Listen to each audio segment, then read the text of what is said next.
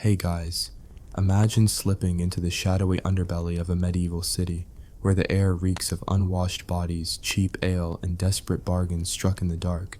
Places where women sold not just their flesh, but their very souls to survive a world that chewed them up and spat them out. What if I told you these forgotten harlots weren't just footnotes in history, but the absurd glue holding society's fragile morals together? Before you get comfortable, please hit like and subscribe, but only if you truly enjoy what I do. Drop a comment telling me where you're tuning in from and what time it is for you. It's always fascinating to see who's joining us from around the world. Now dim the lights and maybe turn on a fan for that soft background hum, and let's dive together into today's journey. The Middle Ages, that glittering era of knights in shining armor, damsels in distress, and castles towering like arrogant thumbs at the sky. But peel back the fairy tale veneer, and you'll find a grimy reality where survival was a daily knife fight with poverty, plague, and piety. And in this chaotic tapestry, prostitutes, those unsung heroines, or villains, depending on who's preaching, navigating the absurd hypocrisy of a society that condemned them while eagerly knocking on their doors. We're talking about women in medieval brothels, forgotten ghosts whose lives were a cocktail of exploitation, irony, and sheer gut-wrenching endurance. Picture this: a world where the church, that bastion of holiness, owned brothels and pocketed the profits, all while sermonizing about sin. Absurd? You bet. Painful? Beyond words. But let's unpack this nightmare with a smirk, because if we don't laugh at history's follies, we'll cry over its cruelties. First off, let's set the scene in medieval Europe, roughly from the 12th to the 15th century, when cities like London, Paris, and Nuremberg were booming hives of trade, filth, and fornication. Prostitution wasn't just tolerated, it was regulated like a municipal utility. Why? Because, in the twisted logic of the time, these women were the necessary evil preventing worse sins, like rape, sodomy, or heaven forbid, young men corrupting honest wives. St. Augustine himself, that early church father, argued that removing prostitutes would pollute society with lust. Ironic, isn't it? The same holy men who railed against carnal desires essentially said, "Better the whores take the hit than our pristine social order." So, brothels sprang up in designated zones, often on the outskirts or in seedy liberties, like Southwark in London, where the Bishop of Winchester licensed stews. Hot bath houses turned pleasure dens, and his prostitutes became known as Winchester geese. Geese, get it? Plump, profitable, and ready for plucking. The bishop raked in rents while absolving sins. Talk about a divine side hustle. But who were these women? Not the glamorous courtesans of Renaissance paintings. Oh no. Most were desperate souls funneled into the trade by poverty's cruel conveyor belt. Imagine a peasant girl, orphaned by the Black Death, that cheerful pandemic that wiped out half of Europe in the 1340s, fleeing famine-ravaged fields for the city's false promises. She arrives wide-eyed, only to find no work but scrubbing floors, or worse, starving in alleys. Enter the brothel madam, that entrepreneurial vulture, offering shelter, food, and a job that promised quick coin but delivered lifelong chains. Many were tricked or coerced, a naive maid seduced by a smooth-talking merchant, then abandoned and branded fallen, with no path back to respectability. Or runaway serfs, immigrants from war-torn lands, even former nuns ejected from convents during reforms. The pain?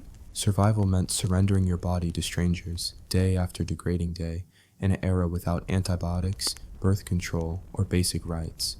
One wrong customer and you're diseased, pregnant, or dead, yet society shrugged, calling it your choice. Take the case of Els von Eistedt, a kitchen maid in a 15th century German brothel in Nördlingen. Poor Els started as a servant, but the brothel keeper couple, let's call them the dynamic duo of depravity, saw profit in her youth and forced her into the beds. When she got pregnant, they beat her, starved her, and made her abort with brutal herbs, nearly killing her. This wasn't rare. Interrogations from that brothel reveal a hellscape of violence. Women beaten for refusing clients, locked in without food, their earnings skimmed until they owed more than they made. Debt bondage, medieval style. Absurdly, the town council investigated not out of compassion, but because a fight spilled into the streets, disrupting the orderly sin business. Els survived, barely, but her story screams the raw agony of these women's existence, bodies as commodities, spirits crushed under the weight of hypocrisy. Now, let's stroll through a typical medieval brothel, shall we? Forget the velvet-draped fantasies. These were often cramped, stinking hovels in red light districts like the Stews of Southwark or the Frauenhaus in German towns. Picture a timber-framed building, ground floor a tavern where men guzzled ale and eyed the merchandise. Upstairs a warren of tiny rooms with straw mattresses crawling with lice. Regulations, oh the glorious bureaucracy, dictated everything. In Nuremberg, around 1470, laws forbade prostitutes from wearing silk or jewelry, forcing them into striped hoods or yellow badges to mark their shame. Ironic, right? The same society that needed them branded them like cattle to avoid confusion with virtuous ladies. Brothels had to close on holy days, because nothing says piety like pausing prostitution for Easter, and women couldn't solicit in churches, though many did, blending prayers with propositions. Daily life? A grind of survival laced with sarcasm-worthy absurdities. Wake at noon, nights were for work. Scrub yourself in cold water. Hygiene was spotty, baths rare despite the stew name. Don your mandated outfit, perhaps a raid, striped hood in England, screaming, "I'm available." Then, parade in the common room, flirting with patrons under the madam's hawkish gaze. Clients ranged from horny merchants to hypocritical clergy. Yes, priests were frequent flyers, dodging celibacy vows in the shadows. A session? Quick, mechanical, often in the missionary position only, as unnatural acts like oral or anal were banned to avoid sodomy charges. Payment, a few pennies, split with the house, barely enough for bread and ale. The pain? Constant threat of violence, drunken brutes who beat you for insolence, or rivals slashing faces to ruin competition. Diseases lurked, gonorrhea, syphilis, arriving late medieval via Columbus's gift. Leprosy feared as divine punishment for sin. No condoms, just crude herbal contraceptives or douches that often failed, leading to unwanted pregnancies aborted in back alleys with poisonous potions. Survival hacks? These women weren't passive victims. They formed bonds, shared secrets, even unionized in subtle ways. In Valencia, prostitutes had their own guild-like associations advocating for better conditions, but the system stacked against them. Brothel keepers, often women themselves, ex-prostitutes turned exploiters, took 2/3 of earnings, plus charges for room, board, and fines for misbehavior. Escape? Near impossible. Debts mounted, social stigma sealed doors. A common woman couldn't marry respectably or find honest work. Many aged into madams or beggars, their bodies wrecked by abuse and illness. The absurdity peaks with the church's involvement. In Avignon, papal brothels thrived during the 14th century schism, popes taxing the trade while decrying it. One bishop in Winchester owned 18 brothels, employing over 1,000 geese. Holy prophets, Batman, sin-funding cathedrals, all while sermons damned the sinners. Let's zoom in on London's Southwark, that notorious liberty outside city walls, where law was lax and vice vibrant. By 1161, King Henry II granted the Bishop of Winchester power to license brothels, creating a regulated red light district. Names like the Gun, the Castle, the Crane sounds like a pub crawl, but these were stew houses where baths masked bedroom antics. Prostitutes dubbed single women had rules. No spinning wool to avoid idle temptations? Absurd. No keeping lovers without paying extra, and mandatory medical checks for burning, STDs. Violators? Fined, pilloried, or dunked in the Thames. The pain of survival. Imagine dodging river rats while servicing sailors fresh from plague ships. Your only protection, a prayer to Saint Mary Magdalene, the reformed prostitute saint. Yet, these women endured, some saving enough to buy freedom, others finding fleeting joy in sisterhood amid the squalor. Comment, break. If you were a medieval woman facing starvation, would you enter a brothel or risk the streets? Drop your thoughts below. Honest answers only, no judgments here. Pushing deeper, the entry into prostitution often stemmed from societal absurdities. Medieval gender roles were a joke. Women barred from most guilds, inheritance skewed to men, widows left destitute, war and famine displaced thousands. After the 100 Years' War, French countryside teemed with desperate refugees turning tricks for bread. Orphans, abused servants, even noble daughters disgraced by scandal. The church's prostitute saints like Mary of Egypt offered redemption tales, but reality? Harsh. In Florence, sumptuary laws forced prostitutes into bells on hats and gloves, turning them into walking advertisements. Ironic, society needed their services but humiliated them for providing it. Health horrors amplified the nightmare. Without modern medicine, a simple infection could kill. Syphilis, the French disease, ravaged Europe post-1492, rotting flesh and minds. Prostitutes, blamed as vectors, faced quarantines or expulsions during outbreaks. Contraception? Risky. Pennyroyal tea for abortions, often toxic, causing hemorrhages. Childbirth in brothels. Babies dumped or raised in shadows, some brothels doubling as orphanages of sorts. Recent archaeology, like the infant buried under a brothel floor in Ypres, Belgium, hints at secret maternities, perhaps a stillborn hidden to avoid scandal, challenging infanticide myths. The pain, mothers forced to abandon or abort, survival trumping sentiment. Absurd regulations abounded. In Dijon, brothels closed during Lent, fasting from flesh, literally. In Paris, the court of love poetically oversaw disputes, but reality was beatings and exploitation. Prostitutes couldn't testify in court, deemed untrustworthy, yet their taxes funded city walls. In German towns, women's houses were municipal, profits to the council, socialism for sin. Stories humanized the horror. Rahab the harlot from the Bible inspired hope, but real tales like Marjorie Kemp's memoirs touch on temptations, or the Decameron Sicilian prostitute, clever but tragic. In Nördlingen, women testified to rapes by keepers, yet justice was rare. The system protected the profitable. As we wrap part 1, remember, these women weren't just sinners, but survivors in an absurdly cruel world. Their pain fueled history's underbelly. Their irony exposes our hypocrisies. Teaser. In part 2, we delve into daily routines, client antics, and more violent absurdities. Comment, what's the most shocking medieval fact so far? Share below and stay tuned. Hey guys, welcome back to the grimy underbelly of medieval Europe, where the air's thick with desperation, the streets hum with sin, and prostitutes dodge society's punches while keeping its darkest secrets. Picture yourself in a 14th century brothel, candlelight flickering on damp walls, the stench of ale and sweat choking your lungs, as women weave through a gauntlet of lust and violence just to eat another day. We're diving deeper into the forgotten lives of these medieval harlots, where survival was a cruel game, and the rules were rigged by a world that needed them but despised them. Comment below, what's the wildest thing you've learned about medieval life so far? Let's unpack this absurd, painful chapter of history with a sardonic grin. We left off in the bustling, filthy cities of the Middle Ages, where brothels weren't just tolerated, they were as regulated as a monk's prayer schedule. These women, the so-called common women, were the grease in society's creaky wheels, keeping men from worse sins while the church and city councils cashed their checks. But what was life really like inside those creaking timber dens?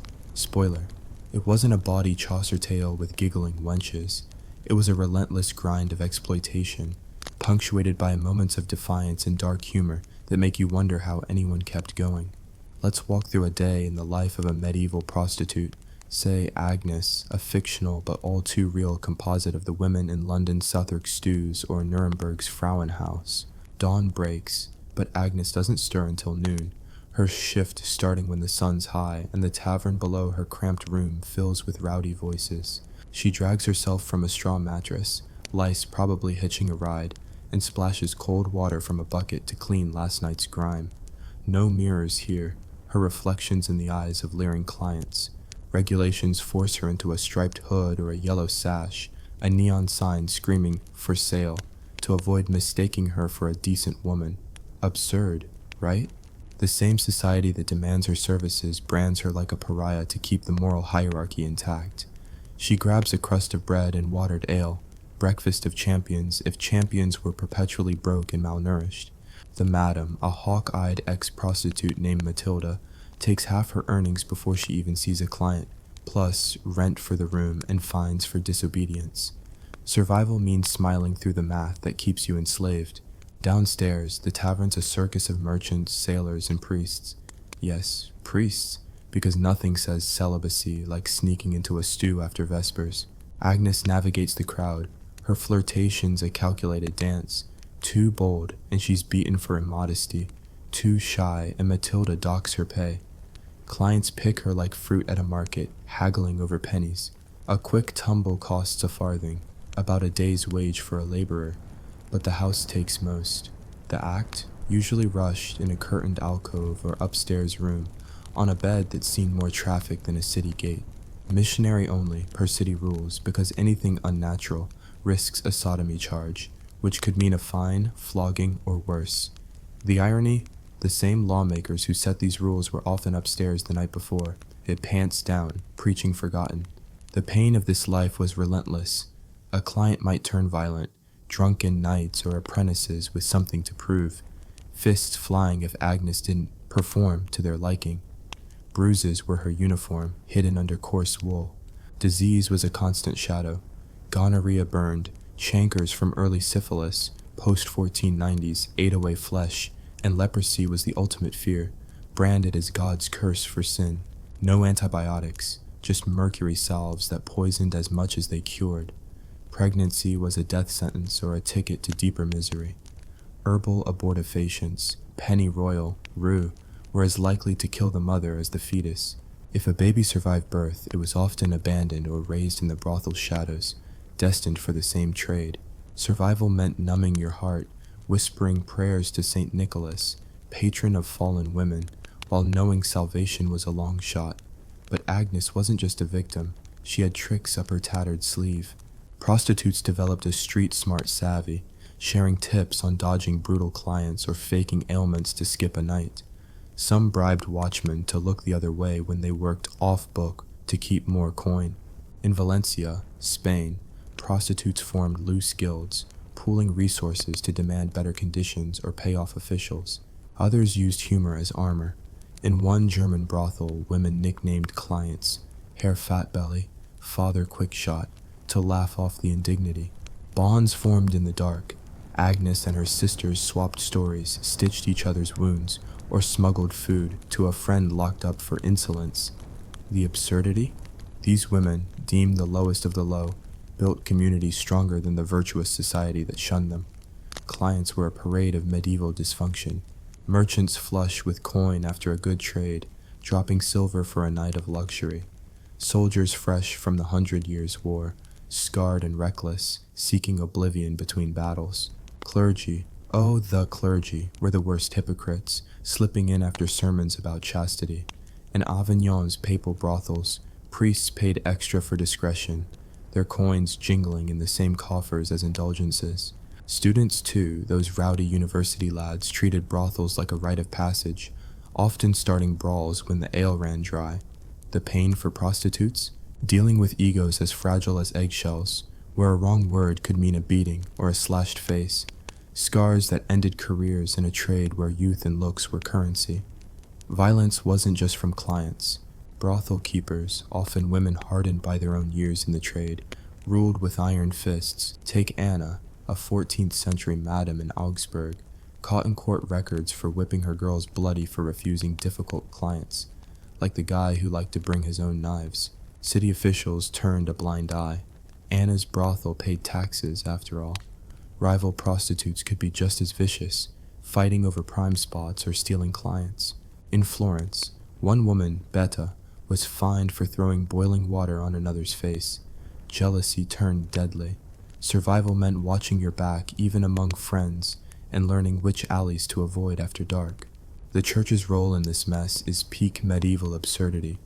Bishops and abbots owned brothels across Europe, Winchester, Avignon, Mainz, collecting rents while preaching purity. In 1309, the Bishop of Strasbourg ran a brothel so profitable it funded cathedral repairs. Yet come Sunday, these same prelates damned prostitutes as vessels of Satan. The pain? Women like Agnes internalized the shame, believing their souls were damned, yet had no other path to eat. Some clung to saints like Mary Magdalene, who whose redemption story offered a flicker of hope. Others, in despair, drank themselves numb or took their lives. Court records note suicides, hushed up to avoid scandal. Regulations were a bureaucratic farce. In Paris, prostitutes couldn't work on holy days, but holy days were nearly half the year. So many ignored the ban, risking the pillory. In Venice, they had to live in designated castelli, walled districts like a sinning zoo. German towns mandated weekly health checks, but doctors, often barbers moonlighting, did little beyond poking and prodding for obvious sores. Fines for breaking rules were steep, trapping women in debt. Absurdly, some cities banned prostitutes from churches, then taxed their earnings to build them. In London, Southwark stews had to close during Parliament sessions, because nothing says governance like pretending vice doesn't exist while MPs sneak across the Thames. Economic survival was a tightrope. A good night might earn Agnes a shilling, enough for a week's bread, but after the madam's cut, taxes, and fines, she'd be lucky to afford a candle. Some women saved for freedom, buying out their contract or bribing a priest for a rehabilitation certificate. Others fell into debt bondage, owing more each month. The irony?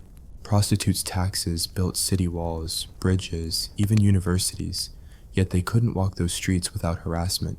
In Siena, the city council used brothel revenue to fund orphanages. Children of prostitutes, naturally, often ended up there. Stories from the margins cut deepest.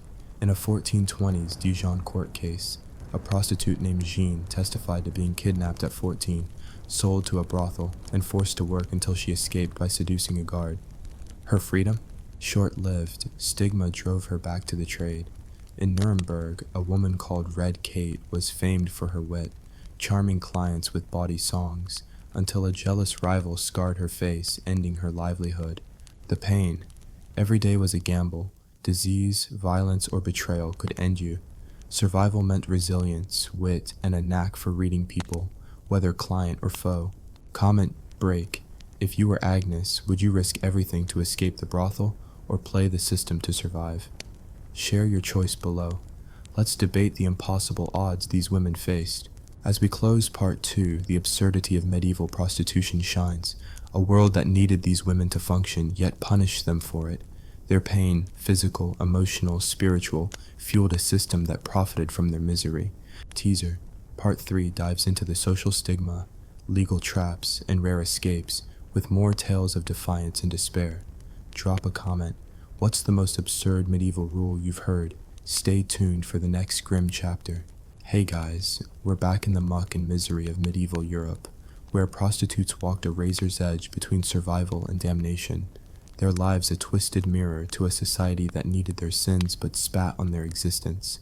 Picture yourself in a 15th century alley, the flicker of torchlight casting shadows on women marked by striped hoods, dodging leers and stones while clinging to scraps of hope. This is part 3 of our dive into the forgotten lives of medieval brothel workers, where the absurdity of social stigma meets the raw pain of a system designed to crush them. Comment below.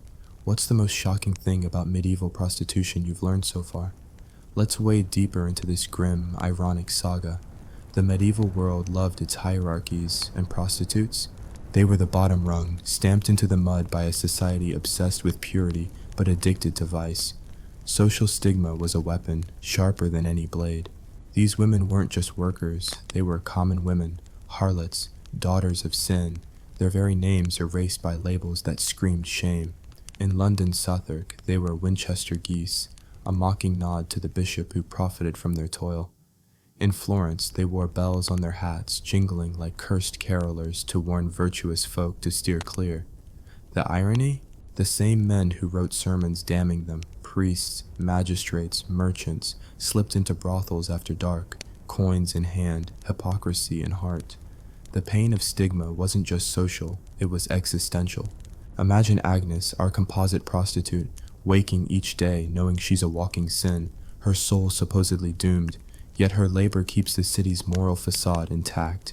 Survival meant shrugging off the jeers of market women, the sermons branding you Satan's pawn, and the constant fear of being cast out to starve. Legal traps were a medieval masterpiece of absurdity. Cities like Nuremberg, Paris, and Venice regulated prostitution with the zeal of a tax collector at a feast. Brothels were legal, sure, but the rules were a maze meant to ensnare. Take Augsburg, 1470s.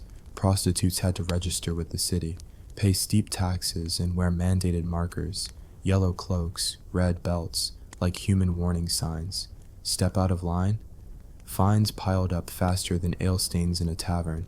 In Dijon, working during Lent was forbidden, but with holy days clogging half the calendar, many risked it only to face the pillory, a wooden frame where crowds pelted you with rotten fruit or worse. London stews had a rule: no keeping a lover unless you paid the madam extra, because love apparently needed a permit. The pain? Every infraction meant debt, beatings, or public humiliation. Court records from Siena show a woman, Maria, whipped for soliciting outside the designated zone. Her crime? Standing too close to a church while hungry. Survival meant navigating this legal minefield, knowing one misstep could land you in a cage or a river. The church, that beacon of morality, was the ultimate hypocrite. Bishops owned brothels, Winchester's 18 stews, Avignon's papal dens, raking in profits while preaching salvation. In 1323, the Archbishop of Mainz taxed prostitutes to fund a new cathedral spire, because nothing says glory to God like sin-funded architecture. Yet these women were banned from churches, their presence deemed a pollutant. Some, desperate for redemption, prayed to Saint Mary Magdalene, the reformed harlot whose story promised a way out. But the church offered little mercy. A 14th century Parisian ordinance barred prostitutes from communion unless they repented, meaning abandoned the only work keeping them alive. The irony? The same priests denying them sacraments were often clients, confessing their own slips with a wink. The pain, internalizing the guilt, believing you're damned while serving the men who write the rules. Survival meant clinging to scraps of faith, whispering prayers in secret, hoping God saw past the yellow sash. Escape was a pipe dream for most. Society's stigma locked doors tighter than any chain. A fallen woman couldn't just waltz back to respectability. Marriage was off limits. Guilds barred women from skilled trades, and honest work like domestic service often meant abuse or seduction by masters. Some tried monasteries, but convents demanded dowries or proof of purity. In rare cases, a client might save a prostitute. Think Boccaccio's tales of rich men marrying their favorites, but these were fairy tales, not reality. Court records from the 1420s Florence tell of Caterina, who saved enough to buy her freedom, only to be shunned as a baker's apprentice. Her past followed her like a shadow. Others turned to crime, pickpocketing, smuggling, or became madams trading one cage for another. The pain. Every escape attempt risked worse poverty or punishment.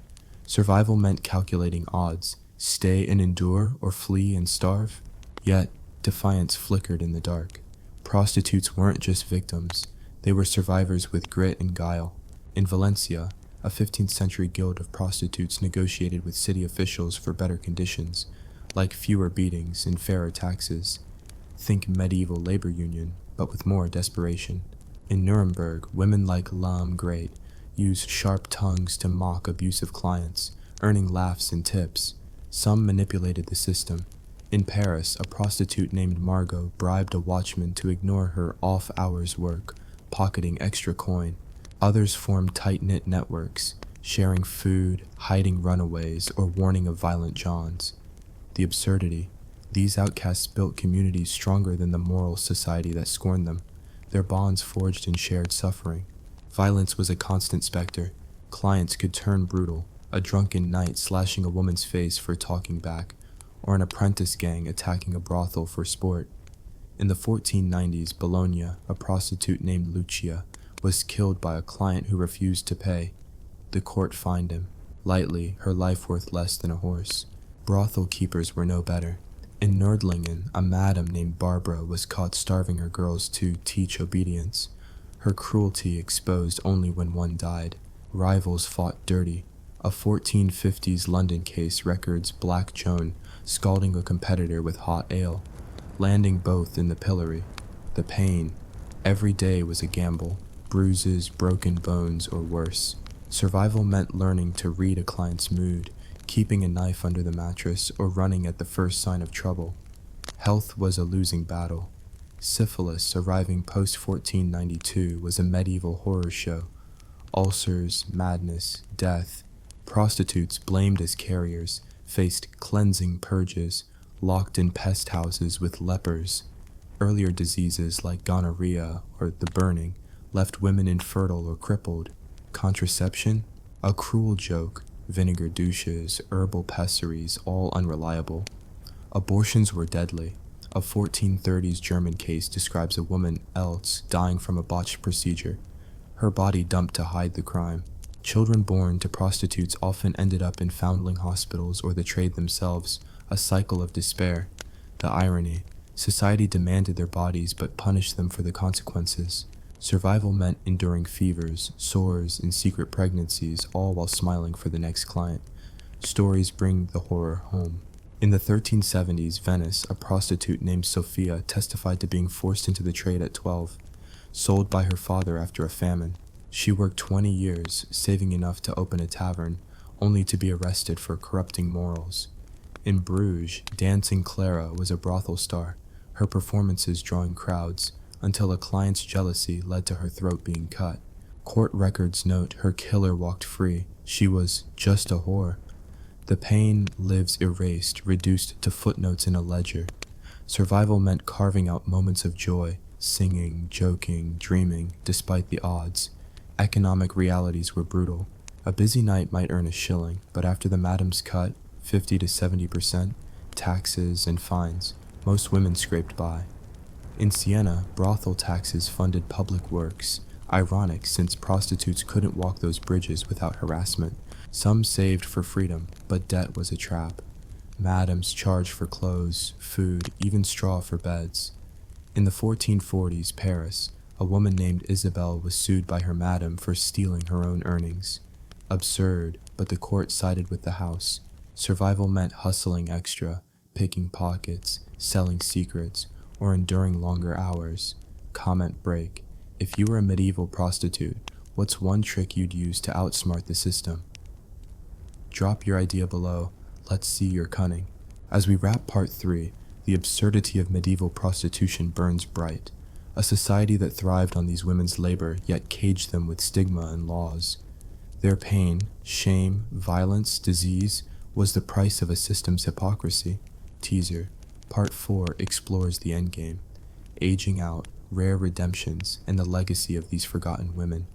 Comment: what's the most heartbreaking story you've heard? Stay tuned for the final chapter. Hey guys, we're at the final curtain of our grim tour through the lives of medieval prostitutes, those forgotten women who bore the weight of society's sins while dodging its stones. Picture yourself in a 15th century brothel, the air heavy with despair, your body scarred, your dreams battered, yet somehow you're still here, surviving a world that profits from your pain. This is part 4, where we explore the endgame, aging out, rare escapes, and the haunting legacy of these women who are both indispensable and invisible. Comment below. What's the most gut-wrenching or absurd detail you've heard about their lives? Let's wrap this saga with a smirk at history's hypocrisies and a nod to their unbreakable spirit. The medieval brothel was no place for growing old, but time didn't care about that.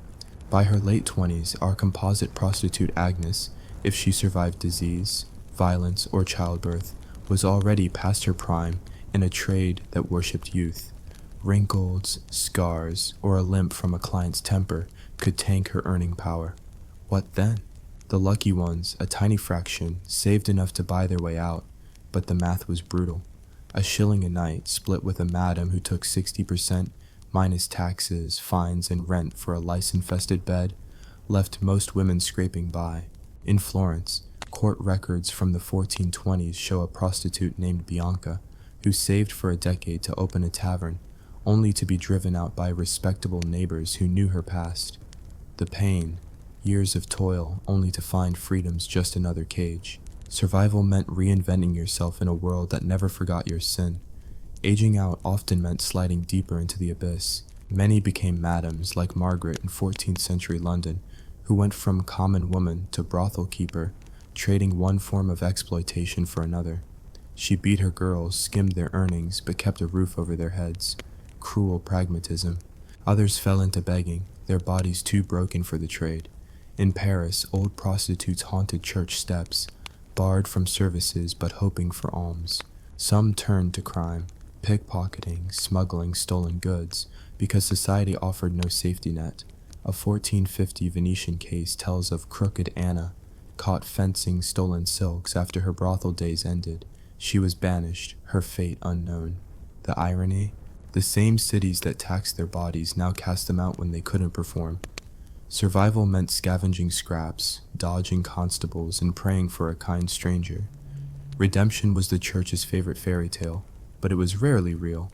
Saint Mary Magdalene, the reformed harlot, was dangled as hope, a shining example of repentance. Yet convents, the supposed path to salvation, demanded dowries or proof of purity most couldn't provide. In 1358, Pope Innocent VI founded a convent in Avignon for penitent prostitutes, but it housed only a handful, cherry-picked for youth or connections. Most faced closed doors. In Nuremberg, a rehabilitation program offered marriage to reformed women, but suitors were often poor laborers or widowers seeking free labor, not love. A rare success. In the 1430s, Siena, a prostitute named Lucia, married a merchant who paid her debts, but records hint she was his mistress first. Freedom with strings attached. The pain. Redemption meant trading one master for another, your past a permanent stain. Survival meant swallowing pride, playing the saved sinner role for a judgmental world. Death was the ultimate escape, and it came too often. Syphilis, spreading post-1492, turned faces into nightmares, brains into mush. Earlier diseases, gonorrhea, infections, crippled or killed. Childbirth was a gamble. A 1410s German case describes a woman, Greta, dying from a botched abortion, her body hidden to avoid scandal. Violence was ever present. In the 1390s, Bologna, a prostitute named Rosa, was strangled by a client who didn't like her attitude. He paid a fine and walked. Suicide, though rarely recorded, was whispered in court records, women drowning themselves in the Thames or Rhine, unable to bear the shame. The irony, society mourned their souls but not their lives, blaming them for their own destruction. Survival, for those who kept going, meant numbing the fear, finding joy in stolen moments, a shared laugh, a smuggled apple, a song sung in defiance. The legacy of these women is a ghost in history's margins. They built cities with their taxes, Siena's walls, London's bridges, even university halls. Yet their names are lost, their graves unmarked. Archaeological finds, like the Ypres infant buried under a brothel floor, hint at their hidden stories. A stillborn child, perhaps, or a secret kept from prying eyes. Literature offers glimpses, Chaucer's Wife of Bath, with her sly nod to sexual agency, or Boccaccio's tales of cunning courtesans, but these are romanticized. Real women like Dancing Clara of Bruges, killed for her charm, or Red Kate of Nuremberg, scarred and forgotten, tell the truer tale. Their pain fueled a system that thrived on their suffering, their resilience a quiet rebellion against it. Society's hypocrisy was the real star. The church, preaching chastity, owned brothels. Winchester's bishop pocketed rents from 18 stews while condemning fornication. Merchants who built fortunes on trade spent them in brothels, then shunned the women in daylight.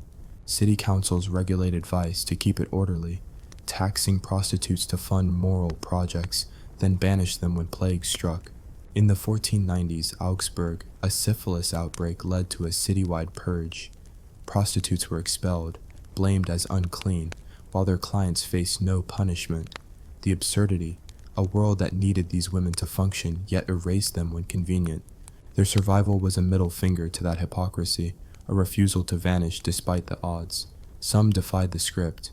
In Valencia, a 15th century prostitute named Teresa led a guild-like group, negotiating with officials for fewer fines and safer streets. She didn't win much, but her audacity echoes. In Paris, Saucy Margot was legendary for outwitting a violent client, stealing his purse and vanishing, though she likely resurfaced in another brothel. These women carved out agency in a system rigged to crush them, their wit and grit a legacy as vital as any cathedral. The pain, every act of defiance risked retribution, floggings, banishment, or worse. Survival meant knowing when to fight and when to hide. The endgame wasn't always grim. Rare stories shine through. In 1440s Florence, a prostitute named Julia saved enough to buy a small plot, farming it until old age, her past buried with her. In London, a Winchester goose named Joan funded a chapel for her sisters, a quiet act of defiance against the church's scorn. These were exceptions, not the rule, but they proved the unbreakable spirit of women who refused to be just victims. The irony, their victories were small, personal, yet they outlasted the empires that exploited them. What's left? A world shaped by their suffering, yet blind to it. The lost cause of medieval prostitutes isn't in history books, but in the cracks, court records, archaeological digs, whispered tales. Their taxes built the Middle Ages, their bodies bore its sins, their resilience mocked its morality. The pain, lives reduced to ledger entries, their humanity erased. The absurdity, a society that damned them while begging for their services, then forgot them when the coins stopped flowing. This is the end of our journey, folks. A raw, ridiculous, heart-wrenching look at the women who survived the medieval brothel. They weren't just harlots. They were fighters, dreamers, ghosts of a cruel world. Comment below. If you could tell one of these women something, what would it be? Share your thoughts and let's keep their stories alive. Imagine unearthing a Viking grave stuffed with swords, shields, arrows, and war horses, the ultimate warrior send-off from 1,000 years ago. But here's the jaw-dropping twist. DNA screams, it's a woman. Shattering macho myths and igniting debates, this revelation proves Viking ladies weren't just hearthkeepers, but badasses who could swing an axe like pros. If that hooks you, smash that like and comment. Would you raid with a shield maiden or stick to safer shores? Let's plunge into this absurd, painful saga of survival in the Viking Age. Ah, the Vikings, those seafaring scoundrels of the north, romanticized as bearded brutes in horned helmets. Spoiler, they never wore those silly things. That's opera nonsense. From roughly 793 to 1066 AD, these Norse folk terrorized Europe, raiding monasteries, trading amber, and settling lands from Russia to Newfoundland. But peel back the saga bravado, and you'll find a world of brutal survival, where freezing fjords, endless seas, and constant warfare chewed up lives like a bad herring.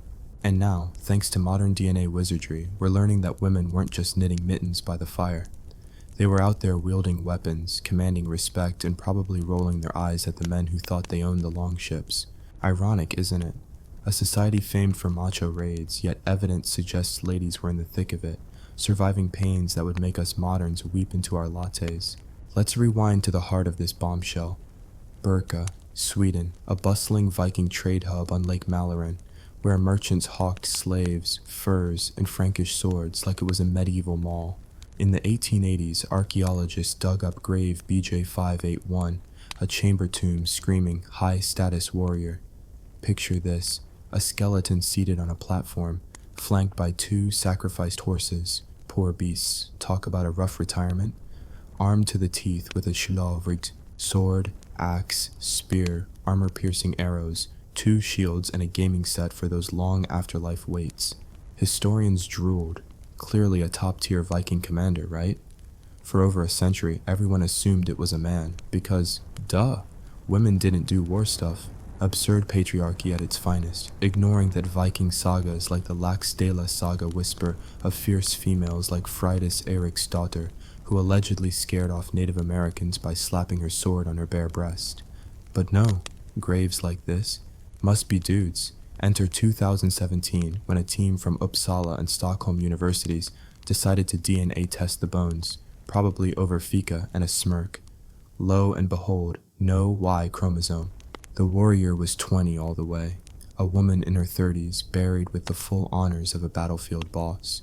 Published in the American Journal of Physical Anthropology, the study didn't just confirm sex. Osteology showed no battle wounds. Vikings healed, tough, or maybe she was that good. And isotopes hinted at a life on the move, perhaps raiding Baltic shores. The pain of her existence? Imagine hauling a 10-kilo sword in freezing rain, your calloused hands bleeding from oar work, surviving scurvy on salted cod, while men around you boast of glory. Survival wasn't glory, it was gritting teeth through storms that sank ships, famines that emptied halls, and wounds that festered without antibiotics. But, oh, the backlash. Viking scholars, mostly male, shocker, erupted like a geyser. Maybe the bones are mixed up, cried some. Perhaps she was just a merchant with fancy toys. Or the classic, burial goods don't prove she fought. Maybe it was symbolic. Ironic, isn't it? If it were a man's skeleton, no one would question his warrior cred. He'd be hailed as a berserker legend. But a woman? Suddenly, swords are just accessories, like a deadly purse. One critic, Judith Jesch, a Norse expert, blogged that without wounds or saga mentions, it's not conclusive. Fair point, but the double standard stings like a slap from Thor's hammer. The pain for these ancient women, proving your worth in a man's world, only for history to erase you because you didn't fit the beard and battle axe mold. Diving deeper, this isn't isolated. Recent digs in DNA are rewriting Viking gender roles with sarcastic glee. In 2025, a Live Science article highlighted weapon-filled female graves across Scandinavia. Think Solar, Norway, where a woman was buried with an axe, spear, and shield. No domestic fluff in sight.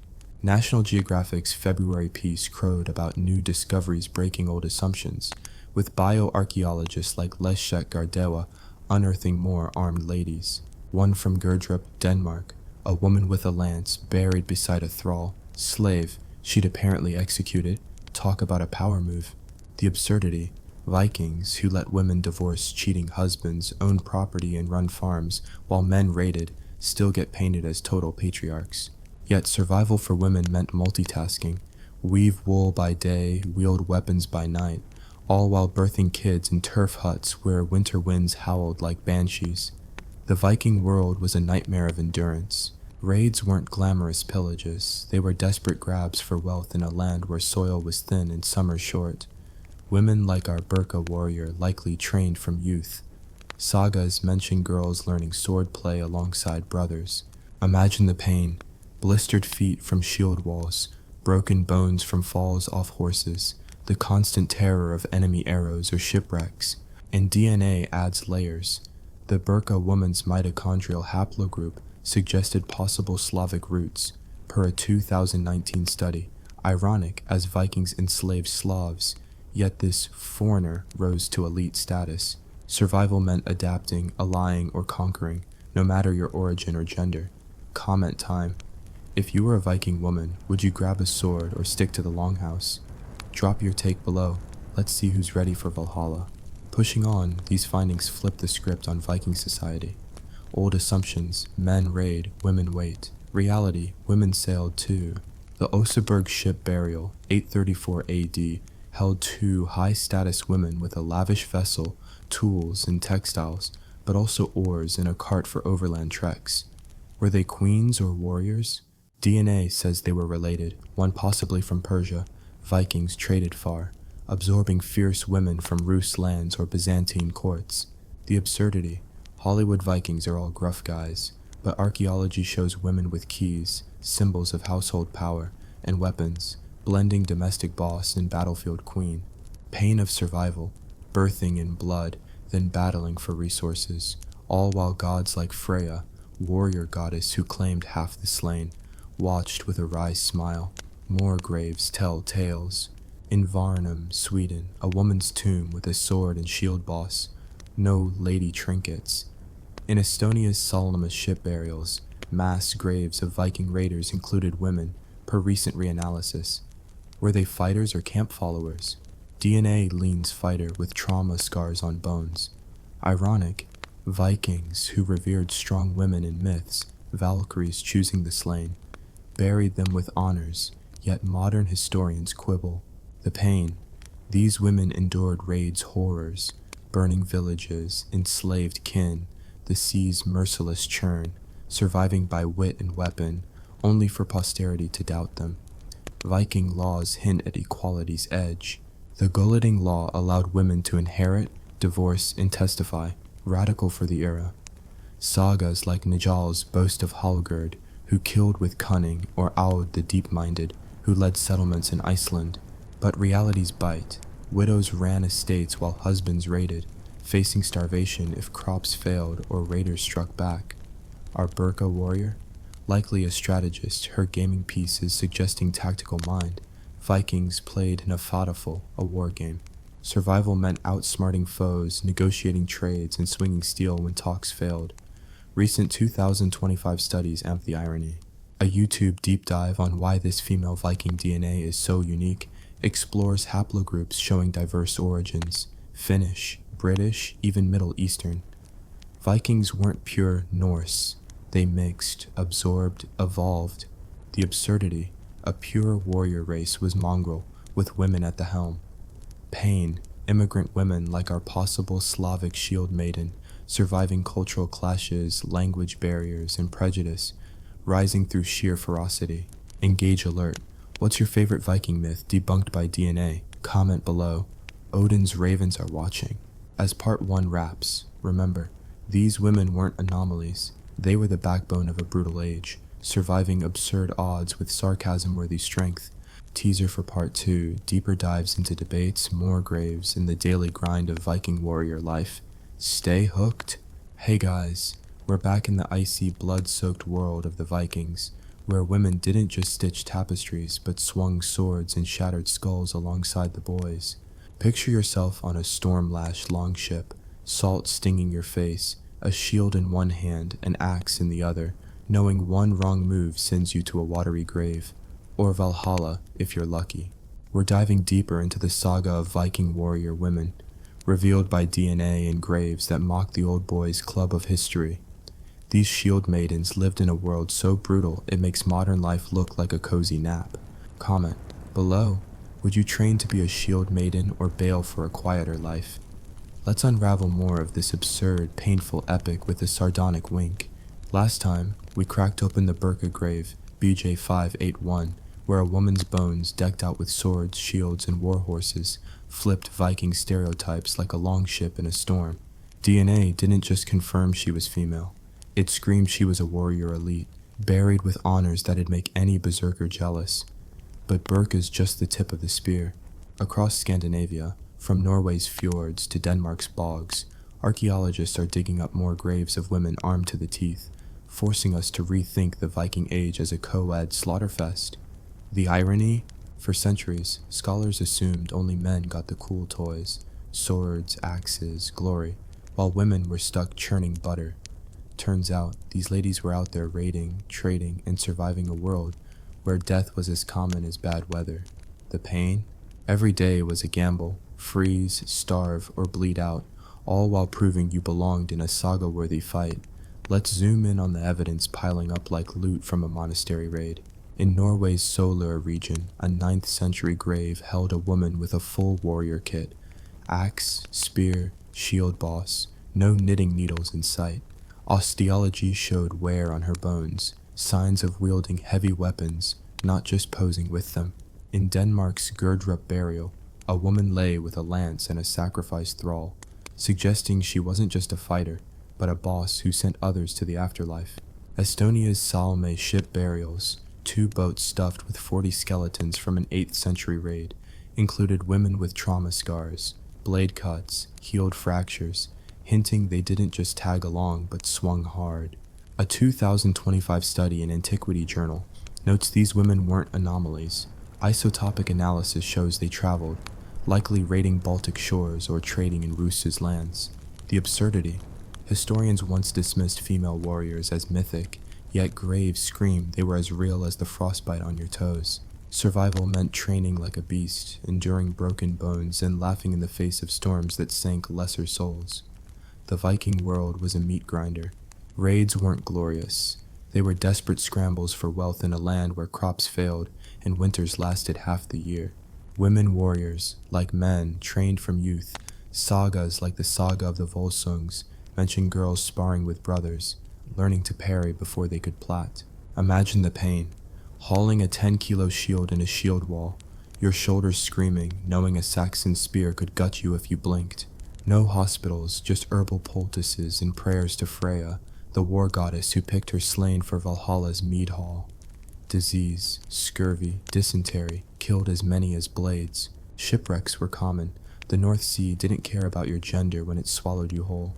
Survival meant mastering the oar, the sword, and the art of not freezing to death in a sodden cloak. But let's talk daily grind. A Viking warrior woman wasn't just a fighter, She was a multitasker from hell. Take Lagertha, the semi-legendary shield maiden from Saxo Grammaticus's chronicles, who fought alongside Ragnar Lothbrok, divorced him for being a jerk, and later ruled her own lands. Real women likely mirrored her hustle. You'd raid in spring, sailing to England or Francia, dodging arrows while looting gold. Summer, back home, running the farm while your husband, if you had one, was off pillaging. Winter, sharpening blades, weaving sails, and praying the harvest lasted. The Oseberg ship burial, 2 women, one possibly a queen, buried with a ship, cart, and war gear, shows this dual life. Their DNA, per a 2023 Stockholm University study, hints at far-flung origins, maybe Black Sea or Persian traders. Ironic, right? Vikings, the pure Norse, were a melting pot, and women were the glue, fighting, trading, surviving. The absurdity peaks with society's contradictions. Viking laws were progressive for the time.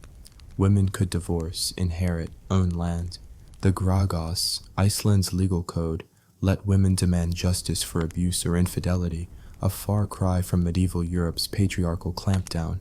Yet, these same women faced skepticism in war. Sagas like Eyrbyggja saga describe female warriors like Thorbjorg, mocked until she cleaved a foe's skull. The pain, proving yourself in a shield wall, only to have your valor questioned because of your sex. Survival meant ignoring the taunts, outlasting the doubters, and carving your name into history. Or at least a runestone. Runestones, those massive slabs etched with Norse pride, offer clues. In Sweden, the Hillersjö stone praises a woman Gerhild, who fought bravely and managed estates. Another, from Hasmira, honors Odindisa, a woman who ran a trading hub, likely bankrolling raids. These weren't dainty ladies, they were bosses, their wealth and weapons proof of status. DNA from graves backs this.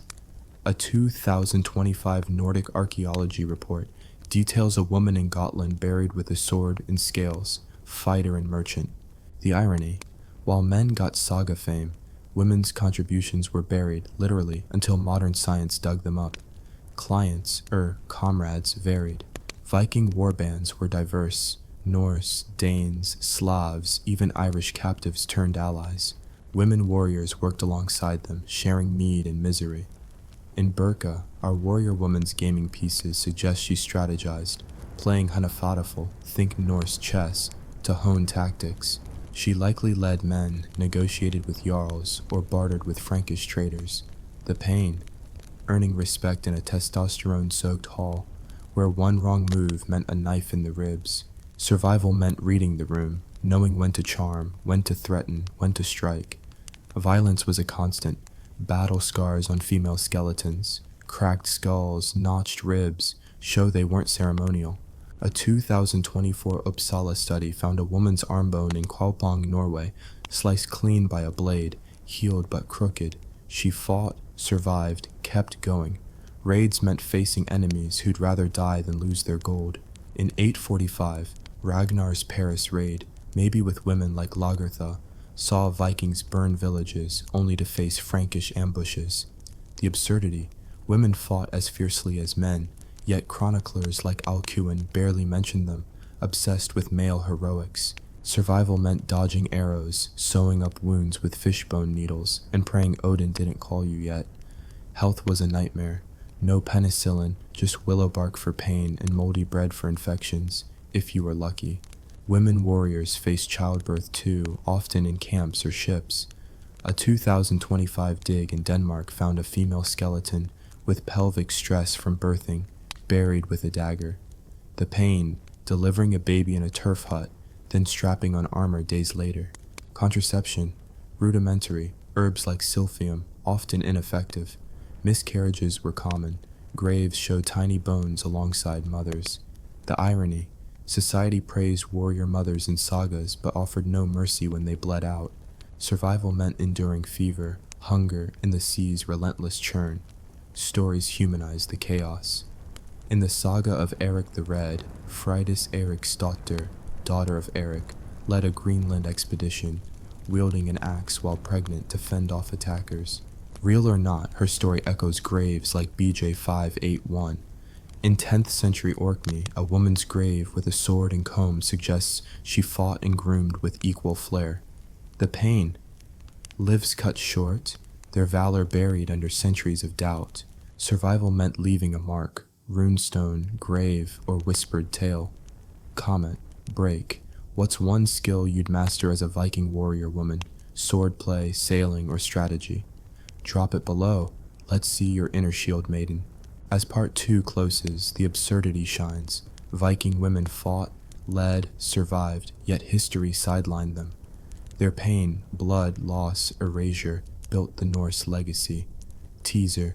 Part 3 dives into battles, social roles, and more DNA revelations. Comment. What's the coolest Viking artifact you've heard about? Stay hooked. Hey guys, buckle up for another plunge into the Viking Age, where women didn't just survive. They carved their names into history with swords and sheer grit, only for dusty scholars to shrug them off as myths until DNA slapped some sense into them. Imagine standing in a shield wall, wind howling, your axe heavy with blood, knowing one slip means a Saxon spear through your gut, or a one-way ticket to Valhalla. We're in part 3 of our saga on Viking warrior women, where graves, battles, and social roles reveal a world of absurd contradictions and raw survival. Comment below. What's the most epic Viking story you've heard so far? Let's dive into this brutal, ironic epic with a smirk at history's blind spots. We've already cracked open graves like Birka's BJ581, where a woman's bones, decked with a warrior's arsenal, laughed in the face of men-only Viking lore. Solar, Gerdrup, Salma. More burials across Scandinavia scream that women weren't just homemakers, but fighters who could make a berserker rethink his life choices. Now, let's zoom into the battles, the social tightrope these women walked, and the DNA evidence piling up like loot from a raid. The Viking world was a frozen, blood-soaked gauntlet where survival meant mastering war, trade, and the art of not dying in a ditch. The irony? These women were vital to Norse society, raiding, leading, enduring. Yet chroniclers like Saxo Grammaticus gave them half a nod, preferring to wax poetic about bearded dudes. The pain? Every scar, every loss, every moment of proving you belonged in a world that half accepted, half doubted you. Picture a Viking raid, 860 AD, somewhere off England's coast. Our warrior woman, let's call her Astrid, inspired by Birka's badass, stands on a longship's prow, salt crusting her braid, a 10-kilo shield strapped to her arm. The target? A coastal village fat with silvering grain. The pain? Weeks at sea, eating moldy bread, your lips cracked from scurvy, knowing a storm could drown you before you swing a blade. Landing, Astrid joins the shield wall, shoulder to shoulder with men who might sneer at her presence. The clash is chaos, screams, clanging steel, mud slick with blood. She parries a Saxon spear, her axe biting his neck, but an arrow grazes her thigh. No time to flinch. Survival means pushing forward, looting what you can, and sailing off before reinforcements arrive. A 2025 Journal of Archaeological Science study notes female skeletons with battle scars, sliced ribs, cracked skulls, proving women like Astrid didn't just fight, they endured. The absurdity. Chronicles like the Anglo-Saxon Chronicle barely mention women, yet graves show they bled as much as any man. Battles weren't just raids. Viking women likely fought in pitched clashes like the 871 Battle of Ashdown, where Alfred the Great faced Danish invaders. Sagas hint at women in the fray. Think Hervor in Hervarar saga, who wielded the cursed sword Turfing. A 2024 Uppsala dig found a female skeleton in Denmark with a sword-cut forearm, healed but crooked, suggesting she survived multiple fights. The pain, stitching wounds with sinew, no anesthesia, praying infection didn't claim you. The irony, Vikings revered Freya, a war goddess who chose the slain, yet doubted mortal women doing the same. Survival meant training harder than men, proving your worth with every swing, and ignoring the whispers that you were unnatural. Social roles were a tightrope of power and prejudice. Viking women had clout. Gragos laws let them divorce, inherit, and run estates. Runestones like Sweden's Hillersjö praise women like Gerhild, who fought bravely and managed lands. But war was a man's stage, and women warriors faced side eyes. In Eyrbyggja saga, Thorbjorg's mocked until she splits a foe's head. Then she's a legend. Astrid, our shield maiden, might lead a warband, her gaming pieces, like BJ581's, showing strategic chops, but she'd still dodge taunts in the mead hall. The pain, earning respect only to have it questioned, your victories chalked up to luck. Survival meant outsmarting doubters, whether with a blade or a sharp tongue, in carving your legacy in stone or blood. DNA keeps rewriting the script. A 2025 Nordic archaeology report details a Gotland grave, a woman with a sword, scales, and Baltic amber, likely a trader warrior. Her isotopes suggest travel, Poland, Rus lands, her haplogroup hinting at Finnish roots. The absurdity, Vikings, the pure Norse, were a genetic smoothie with women leading the charge. Another find from Norway's Kaupang shows a woman buried with an axe in a whetstone, her bones worn from heavy labor. These weren't exceptions. A 2023 Stockholm study estimates 20% of warrior graves may be female, misidentified for centuries. The pain, lives erased by historians who couldn't imagine women fighting. Survival meant leaving clues, graves, runestones that modern science finally sees. Daily life was a grind. Astrid wakes at dawn in her longhouse, sharpening her blade while planning a raid. She trains, sparring, rowing, riding, her muscles aching from years of strain. Summer? She farms, manages thralls, trades furs for Frankish wine. Winter? Weaving sails, plotting strategies by firelight, praying the barley holds out. The Oseberg burials women, with their ship and war gear, show this dual life, ruler and raider. Their DNA, Pr0 2024 study, links to Persian or Black Sea origins, proving Viking women networked far beyond Scandinavia. The irony, men got saga fame, but women ran the show, balancing blood and bread. The pain, childbirth in a drafty hut, then back to the shield wall, no rest for the fierce. Violence wasn't just battle. Viking halls were powder kegs, drunken brawls, rival jarls, betrayed allies. A woman warrior had to navigate this, her status no shield against a knife in the dark. A 2025 Danish dig found a female skeleton with a throat slash, buried with a dagger, murder not battle. The absurdity, fighting for glory abroad, only to die in a petty feud at home. Survival meant reading allies like enemies, knowing when to draw steel or offer mead.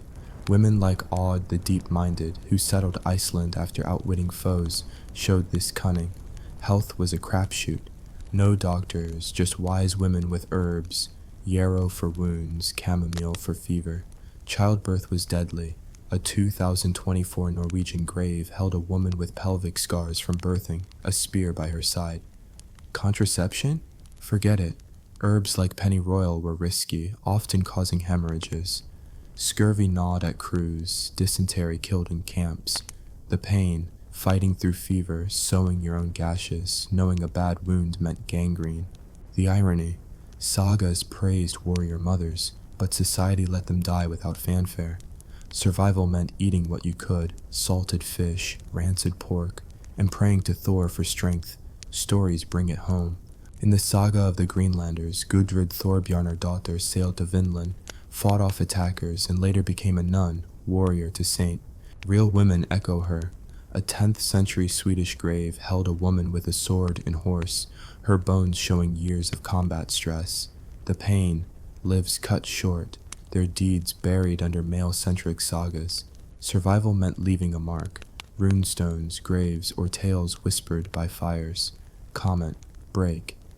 If you were Astrid, what's one Viking survival trick you'd master? Fighting, navigating, or negotiating? Share below. Let's see your Norse savvy. As part 3 wraps, the absurdity roars. Women fought, led, died, yet history sidelined them until DNA spoke. Their pain, scars, loss, doubt built the Viking legacy. Teaser, Part 4 explores their legacy, final battles, and how they shaped the North. Comment, what's the most surprising Viking woman story? Stay tuned. Hey guys, we're at the final swing of the axe in our Viking saga, where warrior women didn't just survive the brutal North, they reshaped it with blood, brains, and sheer defiance. only for history to bury their names until DNA dug them up. Picture yourself in a 10th century mead hall, your sword scarred from battle, your body aching, yet your spirit unbroken, knowing you've outlived storms, foes, and doubters. This is part 4, where we explore the legacy of these shield maidens, their final fights, and the absurd irony of a world that needed their strength but forgot their faces. Comment below. What's the most badass Viking woman story you've heard? Let's wrap this epic with a sardonic nod to their pain and a salute to their grit. We've seen graves like Burka's BJ 581, Solar, and Salma, where women's bones decked with swords and shields mock the idea that Vikings were a boys-only club. These shield maidens fought, led, and survived a world where death lurked in every wave and blade. Now, let's dive into their endgame, how they aged, died, and left a legacy that outlasted the sagas, despite historians' best efforts to erase them. The Viking Age, 793 to 1066 AD, was a crucible of survival. Freezing fjords, starving winters, and battles that left scars on both body and soul. The irony? Women were the backbone of this chaos, raiding, trading, ruling. Yet chroniclers like Snorri Sturluson gave them footnotes while men got epics. The pain? Every victory came at a cost. Blood, loss, and a society that half cheered, half scorned their strength. Aging as a warrior woman was no saga romance. By her 30s, our shield maiden Astrid, our stand-in for Burka's warrior, would be a veteran, her body a map of scars. A notched rib from a Saxon blade, a crooked arm from a bad break. If she survived battles, childbirth, or disease, her status might keep her in the game, leading raids or running estates. But time was cruel. Wounds slowed you, youth faded. A 2025 Nordic archaeology study notes female warrior graves with worn joints, signs of decades wielding heavy weapons. Unlike men, whose saga worth grew with age, women faced a ticking clock. Lose your edge, and respect could vanish. The pain. Years of proving yourself, only to be sidelined as past your prime. Survival meant diversifying, trading, farming, or mentoring younger fighters, while dodging the mead hall's judgmental stares. Death came fast and often. Battles were slaughterhouses. The 937th Battle of Brunanburh saw Vikings and Saxons clash in a bloodbath, with women likely in the mix, per graves like Gerdrup's lance-wielding lady. A 2024 Danish dig found a female skeleton with a cleaved skull, buried with a sword. Her final fight wasn't ceremonial. Disease was as deadly. Dysentery from filthy camps, scurvy from long voyages, or infections from wounds stitched with fishbone. Childbirth, even for warriors, was a gamble. A 2023 Norwegian grave held a woman with pelvic scars and a dagger, dead in her 20s, likely from labor gone wrong. The irony, sagas like Laxdela Saga praise warrior mothers like the Deep-Minded, but real women died without fanfare, their graves silent until DNA spoke. Survival meant cheating death daily, eating rancid fish, binding wounds with rags, praying to Freya for one more dawn. The legacy of these women is a ghost in the north. Runestones like Sweden's Hasmira honor women like Odindisa, who ran trading hubs and likely funded raids. Graves tell more. Gotland's 2025 find of a woman with a sword, scales, and Baltic amber shows she was a warrior merchant, her isotopes hinting at Roos's travels. The Oseberg ship burial, 2 women, one possibly a queen, buried with war gear in a ship, screams power, their DNA linking to Persian or Black Sea roots. The absurdity, Vikings, the pure Norse, were a global mix, with women as key players, yet medieval scribes barely mentioned them.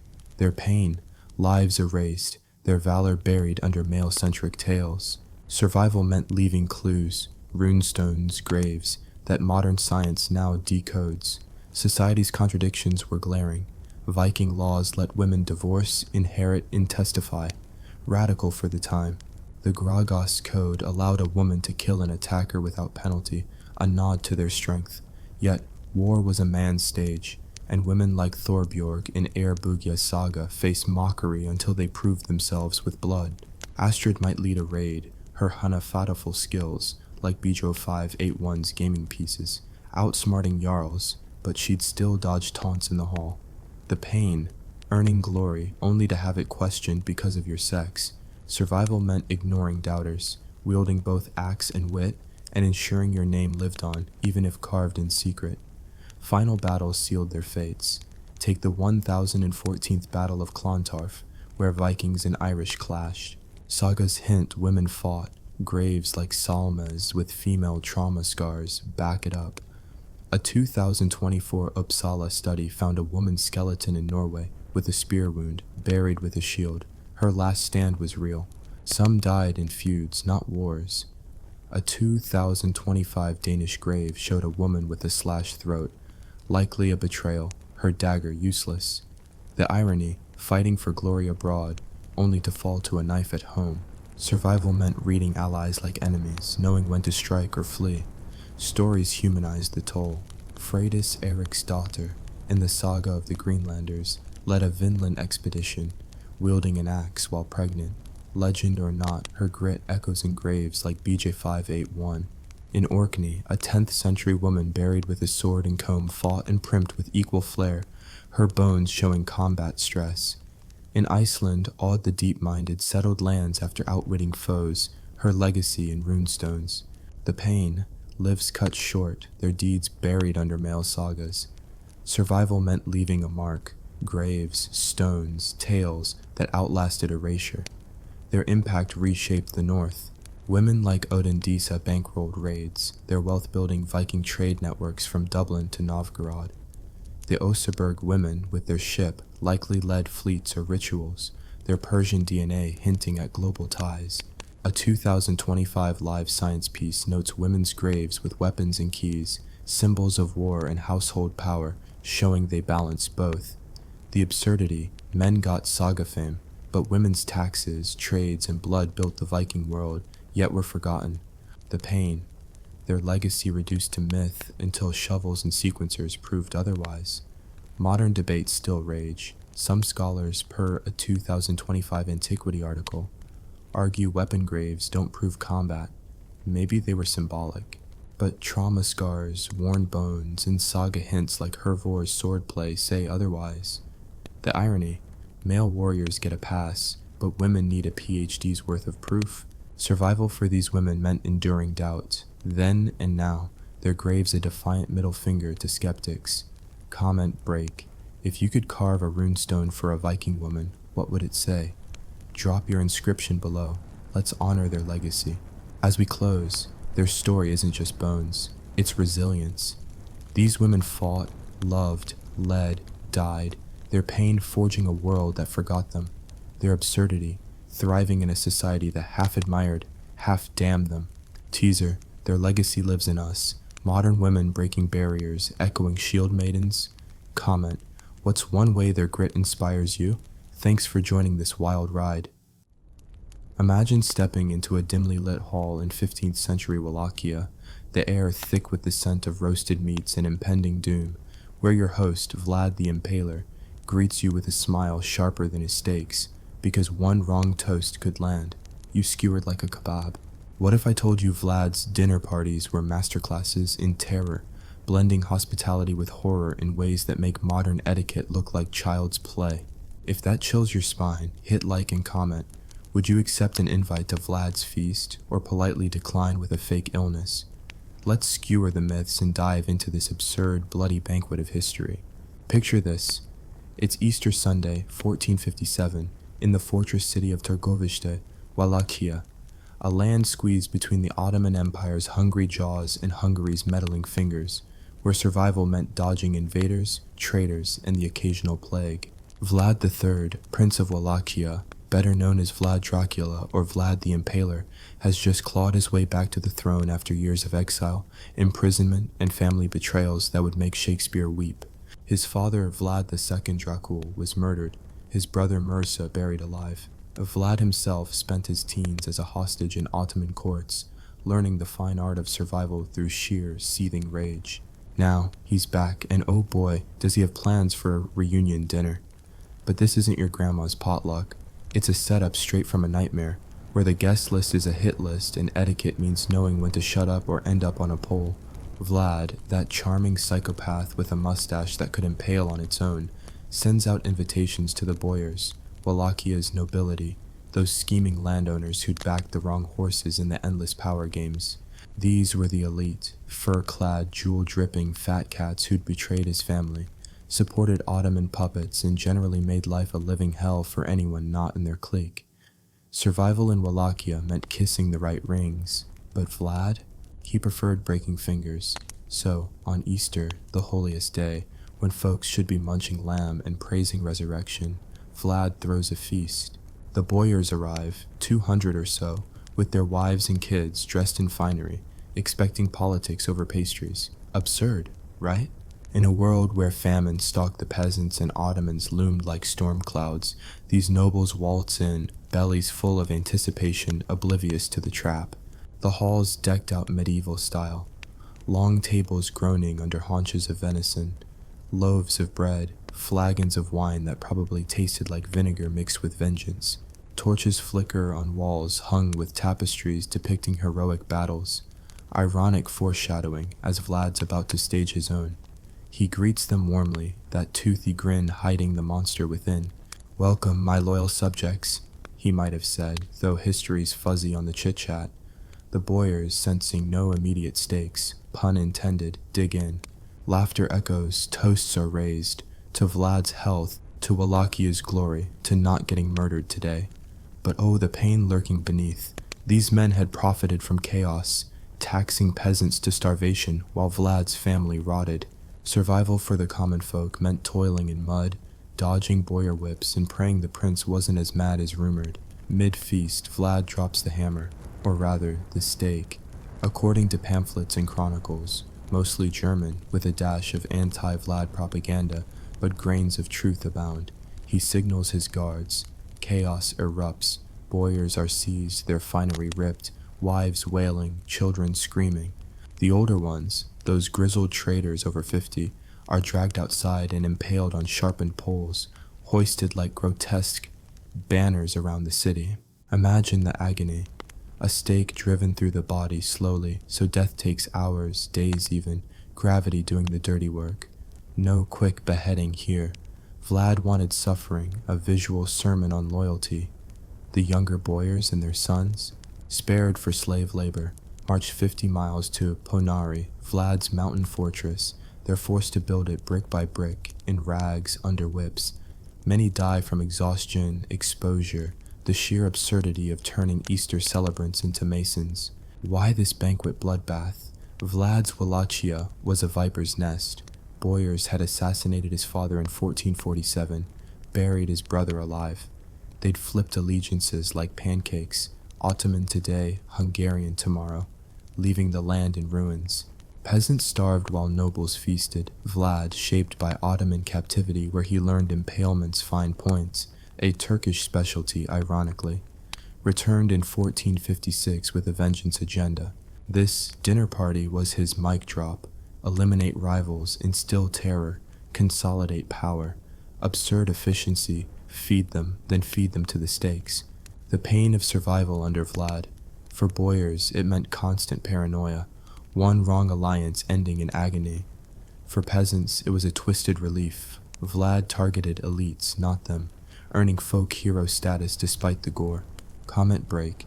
If you were a boyar at Vlad's feast, what's your escape plan? Fake a stomachache or bolt mid-toast. Drop your strategy below. Let's see who's surviving this party. Vlad's etiquette rules, if we satirize them, start with invitation acceptance, decline at your peril. Ignoring a summons? That's treason, punishable by, impalement. Arrive fashionably late? Stakes await.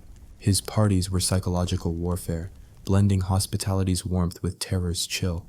Another tale. Vlad invites beggars and poor to a feast in a barn, feeds them lavishly, then asks if they want eternal relief from poverty. They cheer yes, he bars the doors and burns it down. Mercy, Vlad style, no more suffering, absurd, utterly, painful. Those screams echo through history, back to the boyars. The impalings created a forest of stakes, bodies writhing in Targovishte Square, a warning to Ottomans and locals alike. Vlad dined among them, legend says, dipping bread in blood, vampire myth fuel, though exaggerated. The younger slaves built Ponari Castle, a cliffside eyrie, laboring till their clothes rotted off, many perishing in the Carpathians' cold. Survival's nightmare, chained, starved, building your tyrant's lair while vultures circle. Vlad's life was survival's masterclass. Born 1431 in Transylvania, son of Dracul, dragon, he and brother Radu were Ottoman hostages from 1442. There, Vlad learned Turkish, military tactics, and hatred. Sultan Mehmed II, future conqueror of Constantinople, was his playmate. Released 1448, Vlad bounced between thrones, exiles, and battles. His 1456 return, backed by Hungarians, he reclaimed Wallachia, starting the Purge. The Boyar Banquet was step one in a reign of terror that impaled 40,000 to 100,000. Estimates vary, propaganda inflates.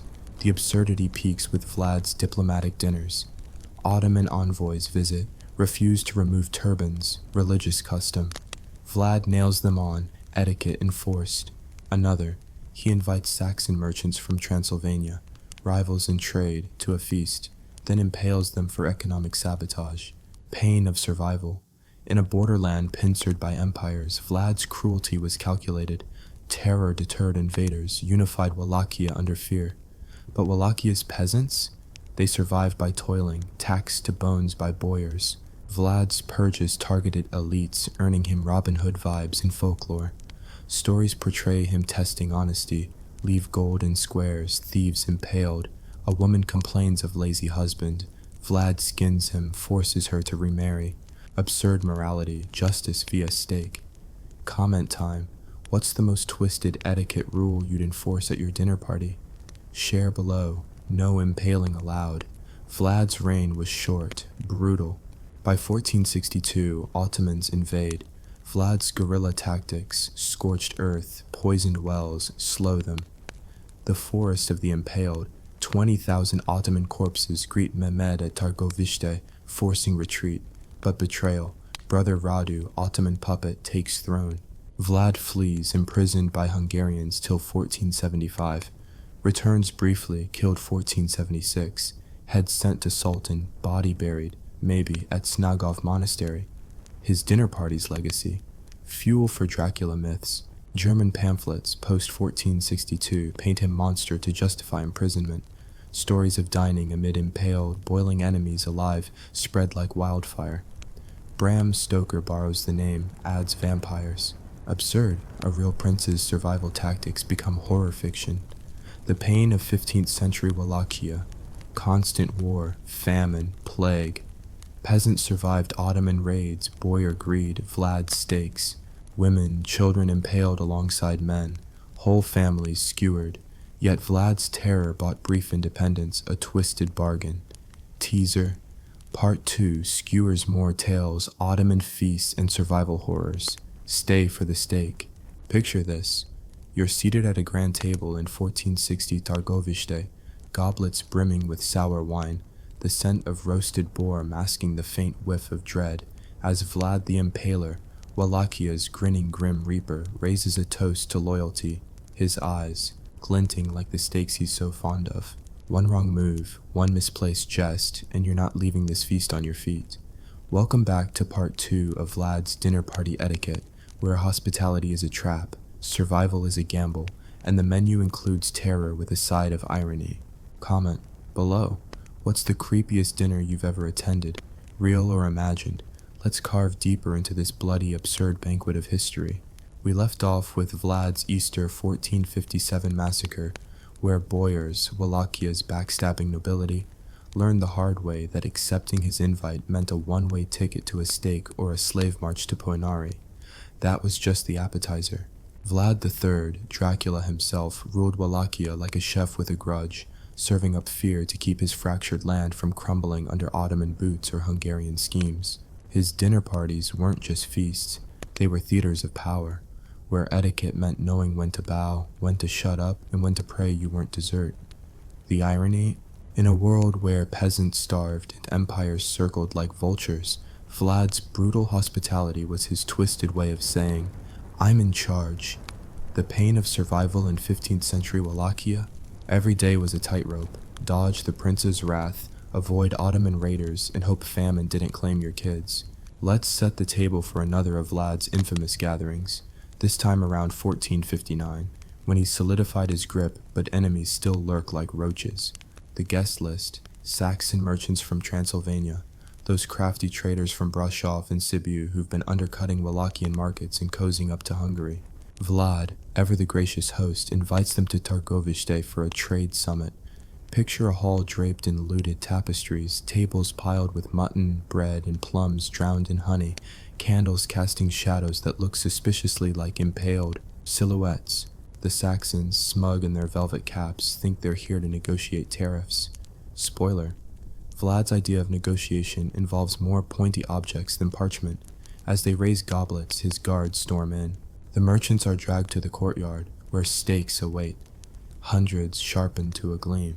Chronicles, like those from German propagandist Johann Pr0stitutes, claim Vlad impaled 600 Saxons in one go, their bodies hoisted as a warning to Transylvania.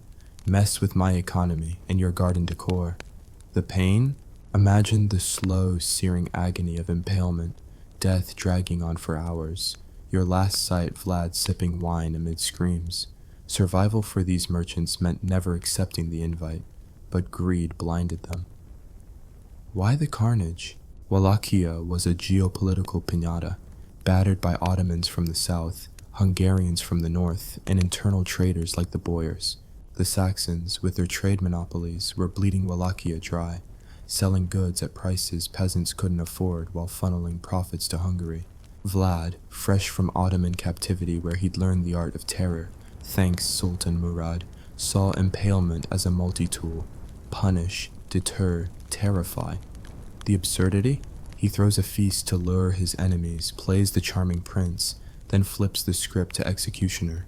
Survival for Vlad meant keeping everyone, nobles, merchants, peasants, too scared to cross him, even if it meant dining among corpses.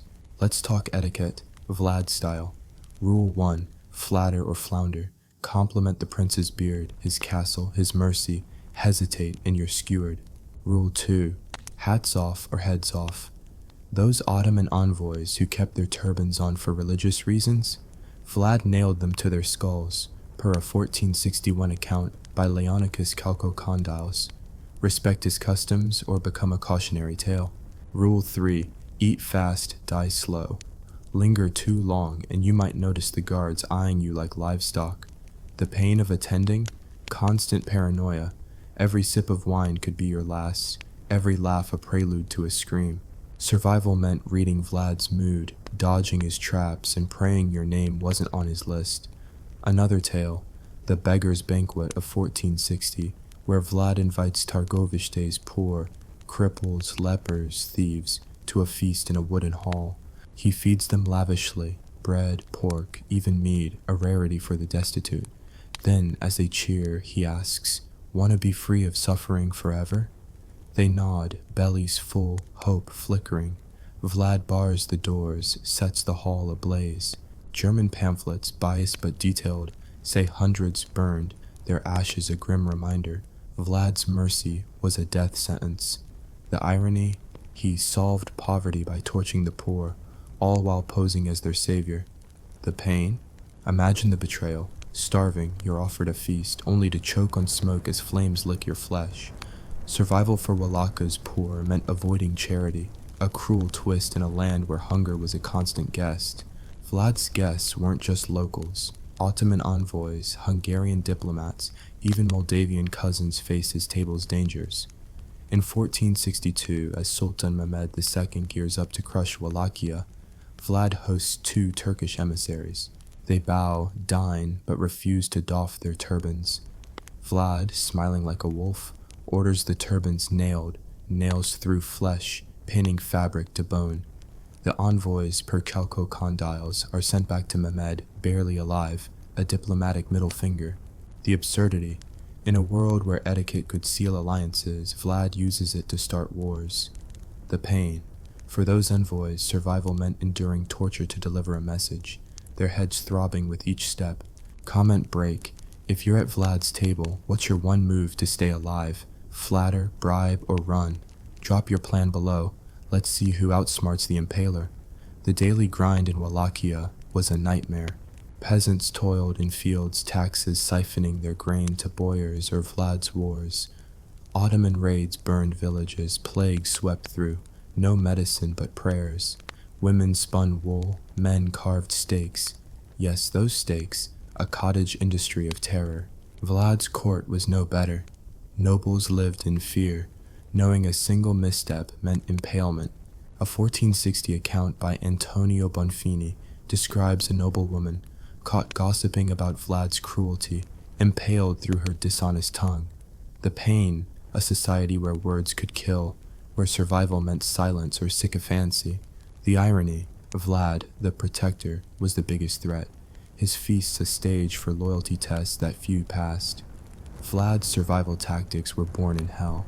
As a teen hostage in Udern, 1442 to 1448, he learned Turkish, tactics, and impalement's slow art. Ottomans loved it for rebels. Released at 17, he faced a Wallachia torn by boyar feuds and Ottoman puppets. His brother Radu, the handsome, stayed pro-Ottoman, a betrayal that fueled Vlad's rage. By 1459, he's prince, using dinners to purge enemies. The Poenari slaves, survivors of the Easter massacre, built his fortress until they dropped. Some, per legend, worked naked, clothes rotted off. The pain, back-breaking labor, whip scars, freezing nights, all to fortify a madman's lair. Survival for them? A faint hope of outliving the castle's walls. Vlad's feasts had a method. Each was a loyalty purge, a public spectacle. A 1458 dinner, per German accounts, targeted disloyal merchants who'd hidden wealth from taxes. Vlad fed them, then impaled them in the market square, their goods redistributed to loyal subjects. The absurdity, he plays host, then executioner, all to keep Wallachia's economy spinning. The pain, merchants' families watched, helpless, as fathers and sons writhed on stakes, their wealth fueling Vlad's wars. Health was a cruel joke. No doctors, just barbers with rusty knives. Wounds festered, plague killed thousands. Vlad's impalements, meant to deter, spread disease. Bodies rotted on stakes, flies buzzing. Peasants drank tainted water, ate moldy bread. Women miscarried from malnutrition. Kids died before 5. The irony, Vlad's order bred chaos, his terror poisoning the land he swore to save. Survival meant dodging pestilence, eating whatever didn't kill you, and praying to St. Michael for mercy. Stories ground the horror. A 1461st tale. A boyar's wife, invited to dine, mocked Vlad's harshness. He impaled her husband, forced her to remarry on the spot, her new groom a terrified peasant. Another, a thief caught stealing bread, was fed a final meal, then boiled alive. The pain, lives snuffed out for minor slights, families broken by a prince's whim. Survival meant playing Vlad's game, knowing the rules changed with his mood. Teaser. Part 3 dives into Vlad's Ottoman showdowns, more twisted feasts, and the cost of his terror. Comment. What's the most insane Vlad story you've heard? Stay for the stakes. You're back at Vlad the Impaler's table, 1462. Targovishte, where the wine tastes like regret and the flickering torches cast shadows that scream, "Run!" Vlad, Wallachia's own grim maestro, toasts to victory, his mustache curling with menace, while you clutch your goblet, praying you're not the next course, because in this hall, dessert might mean a stake through your spine. Welcome to part 3 of Vlad's dinner party etiquette, where feasts are traps, loyalty is a death sentence, and survival is a sick joke. Comment below, what's the wildest historical figure you dare dine with? Let's slice into this bloody, ironic banquet with a smirk at Wallachia's nightmare. We've seen Vlad's Easter 1457 boyar massacre and his 1459 Saxon merchant skewering, where he turned hospitality into horror with a chef's precision. Now, we're diving into his Ottoman showdowns, more twisted feasts, and the brutal cost of his reign. Wallachia, a speck of land pinned between Ottoman might and Hungarian scheming, was a survival gauntlet. Vlad III, Dracula himself, ruled from 1456 to 1462, with a brief encore in 1476, using terror to glue his fractured realm together. His dinner parties? Masterclasses in psychological warfare, where etiquette meant groveling just right to avoid becoming yard art. The irony? Vlad's cruelty kept Wallachia free, briefly, but at a price that made hell look inviting. The pain of survival? Peasants, nobles, even enemies lived in constant dread.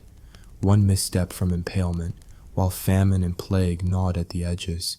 Let's set the scene. Summer 1462, the night attack at Targovishte looms. But first, Vlad hosts a diplomatic dinner for Ottoman envoys sent by Sultan Mehmed II, the conqueror, who's itching to crush Wallachia. The hall's a grim splendor. Tables sag under boar, venison, and bread, the air thick with smoke and tension. The envoys, draped in silk, expect negotiations, maybe a truce, tribute, or alliance. Vlad, in his black cloak, plays the prince, all smiles and toasts to peace. But he's got a grudge. Mehmed held him hostage as a teen, 1442 to 1448, teaching him impalement's grim art while his family was slaughtered. Now, as goblets clink, Vlad springs his trap. Perlanicus calcocondyles when the envoys refuse to remove their turbans, religious custom. He orders them nailed to their heads, nails hammer through flesh, blood pooling as they stagger. The survivors are sent back to Mehmed, a walking warning. Wallachia bows to no one. The pain, agony beyond words, skulls pierced yet forced to march 300 miles to deliver Vlad's defiance. The absurdity? Diplomacy via torture, etiquette as a weapon. Survival for these envoys meant enduring a living nightmare. Their screams Wallachia's battle cry. This wasn't just a one-off. Vlad's feasts were loyalty tests, each guest a potential traitor. Another tale, from 1460, involves local merchants caught smuggling to Ottomans. Vlad invites them to a reconciliation dinner, all honeyed words and spiced mutton. They eat, laugh, maybe even relax, until guards drag them to the square. German chronicles, like those of Michel Beheim, claim Vlad impaled 400, their bodies hoisted around Targovishste's walls, a grotesque skyline. Why? These merchants were siphoning wealth, weakening Wallachia's defenses. Vlad's logic: purge the greedy, scare the rest. The pain: families watching fathers and brothers writhe, impaled alive, death slow as sap dripping. The irony: Vlad, the protector, dines amid their moans, his table a stage for terror. Survival for merchants meant never trading with the enemy, or never getting caught. Vlad's etiquette rules evolve. Rule 4, silence is survival. Speak out of turn, criticize his methods, you're skewered. A 1461st story per Antonio Bonfini tells of a boyar who muttered about Vlad's excesses during a feast. By dessert, he's impaled, his wife forced to watch, then marry a peasant on the spot. Rule 5, no excuses. Skip a dinner? That's treason. A noble who pleaded illness was dragged from his sickbed, impaled for disloyalty. The pain, constant fear where a cough or a quip could end you. Survival meant perfect obedience, reading Vlad's whims like a weather vane in a storm. The Ottoman War amps the stakes. By 1462, Mehmed's fed up with Vlad's raids, burning villages, poisoning wells, impaling Turkish prisoners. Vlad's night attack, June 17, 1462, is his masterpiece. 15,000 men strike Mehmed's camp, torching tents, slaughtering thousands. Before this, Vlad hosts a war council feast, inviting loyal boyars and mercenaries. Picture it, a tense hall, men in chainmail, goblets shaking as Vlad outlines his plan. Some hesitate, too risky. Per Beheim, dissenters are impaled on the spot, their bodies displayed to motivate the rest. The attack succeeds, but Mehmed's army is too vast. Vlad flees, leaving a forest of the impaled, 20,000 Ottoman and local corpses per calcocondyles, greeting Mehmed at Targovishte. The Sultan, horrified, retreats. The irony: Vlad's terror works, but costs Wallachia's soul. The pain: soldiers, even loyal ones, lived knowing their prince might turn on them. Survival meant fighting for a madman, hoping his genius outpaced his cruelty. Comment break: if you're a guest at Vlad's war council, what's your tactic to avoid the stake? Agree with everything or slip out the back. Share below. Let's see who survives. Life in Wallachia was a meat grinder. Peasants faced Ottoman raids, villages burned, kids enslaved. Taxes bled them dry. Boyars, before Vlad's purges, extorted grain, while peasants ate bark. Vlad's reign offered grim relief. He targeted elites, redistributing their wealth per folklore. A tale. Vlad leaves gold in a square. No one steals it, fearing impalement, but his methods bred chaos. Impaled bodies rotted, spreading disease. Flies swarmed, wells fouled. Plague swept Tr0stitutes, killing thousands. Women miscarried from hunger. Men carved stakes to avoid becoming them. The pain, living under a prince whose justice was as deadly as the enemy. The irony, Vlad's order created disorder, his stakes a health hazard. Survival meant dodging raiders, disease, and Vlad's mood swings. Vlad's court was a viper's nest. Nobles, post 1457 purge, were younger, loyal puppets, but even they trembled. A 1462 account by Bonfini, a boyar's daughter, invited to dine, refused Vlad's advances. He impaled her father, forced her to serve drinks naked, then let her go. Humiliation as punishment? The absurdity, a prince enforcing loyalty through shame, his feast a stage for power plays. Survival for courtiers meant flattery, silence, and praying. Vlad's gaze fell elsewhere. Health was a roll of the dice. No doctors, just wise women with herbs, yarrow for wounds, garlic for infections, mostly useless. Impalement victims, left to rot, bred pestilence. A 1462 report notes dysentery in Tr0stitutes, likely from corpse-tainted water. Childbirth killed mothers, malnutrition stunted kids. The irony, Vlad's war on enemies poisoned his own people. Survival meant boiling water, eating moldy rye, and hoping the next feast wasn't your last. Stories sear the horror. A egiezer negi sajhatvanegi tala. A Pr0stitutes, akila bator saga, miat vaksorazni hivtak, meg valota, hogi lopot, hogi ehezo gere keihes jusun. Vlad fed him, then boiled him in a cauldron, per German pamphlets. Another, a Moldavian envoy, mocking Vlad's stakes, was forced to dine atop one, his screams dessert. The pain, lives snuffed for honesty or jest, families shattered. Survival meant playing Vlad's game, knowing the rules were whims. Teaser, Part 4 explores Vlad's fall, final feasts, and the Dracula myth's birth. Comment, what's the most chilling Vlad tale you've heard? Stay for the final stake. You're at the final grim banquet in Tr0stitutes, 1476, where Vlad the Impaler's shadow looms, his eyes glinting with that mix of charm and menace that could turn a toast into a death warrant. The air's thick with roasted meat and fear, every guest wondering if their last bite ends on a steak. This is part 4 of Vlad's dinner party etiquette, where we unravel his fall, his final feasts, and the birth of the Dracula myth. A legacy forged in blood, absurdity, and survival's brutal cost. Comment below, would you toast to Vlad's health or spit in his wine? Let's plunge into this final sardonic slice of Wallachia's nightmare. We've seen Vlad's 1457 Boyar massacre, his 1459 Saxon slaughter, and his 1462 Ottoman defiance, each feast a trap where etiquette meant groveling to avoid impalement. Now, we're at the endgame, Vlad's downfall, his last bloody banquets, and how his reign of terror birthed a legend that outlived his stakes. Wallachia, a battered speck between Ottoman and Hungarian empires, was a survival crucible. Vlad III, Dracula, ruled 1456 to 1462, with a brief 1476 encore, using fear to weld his realm together. His dinners were theaters of dread, where a wrong word meant a slow death.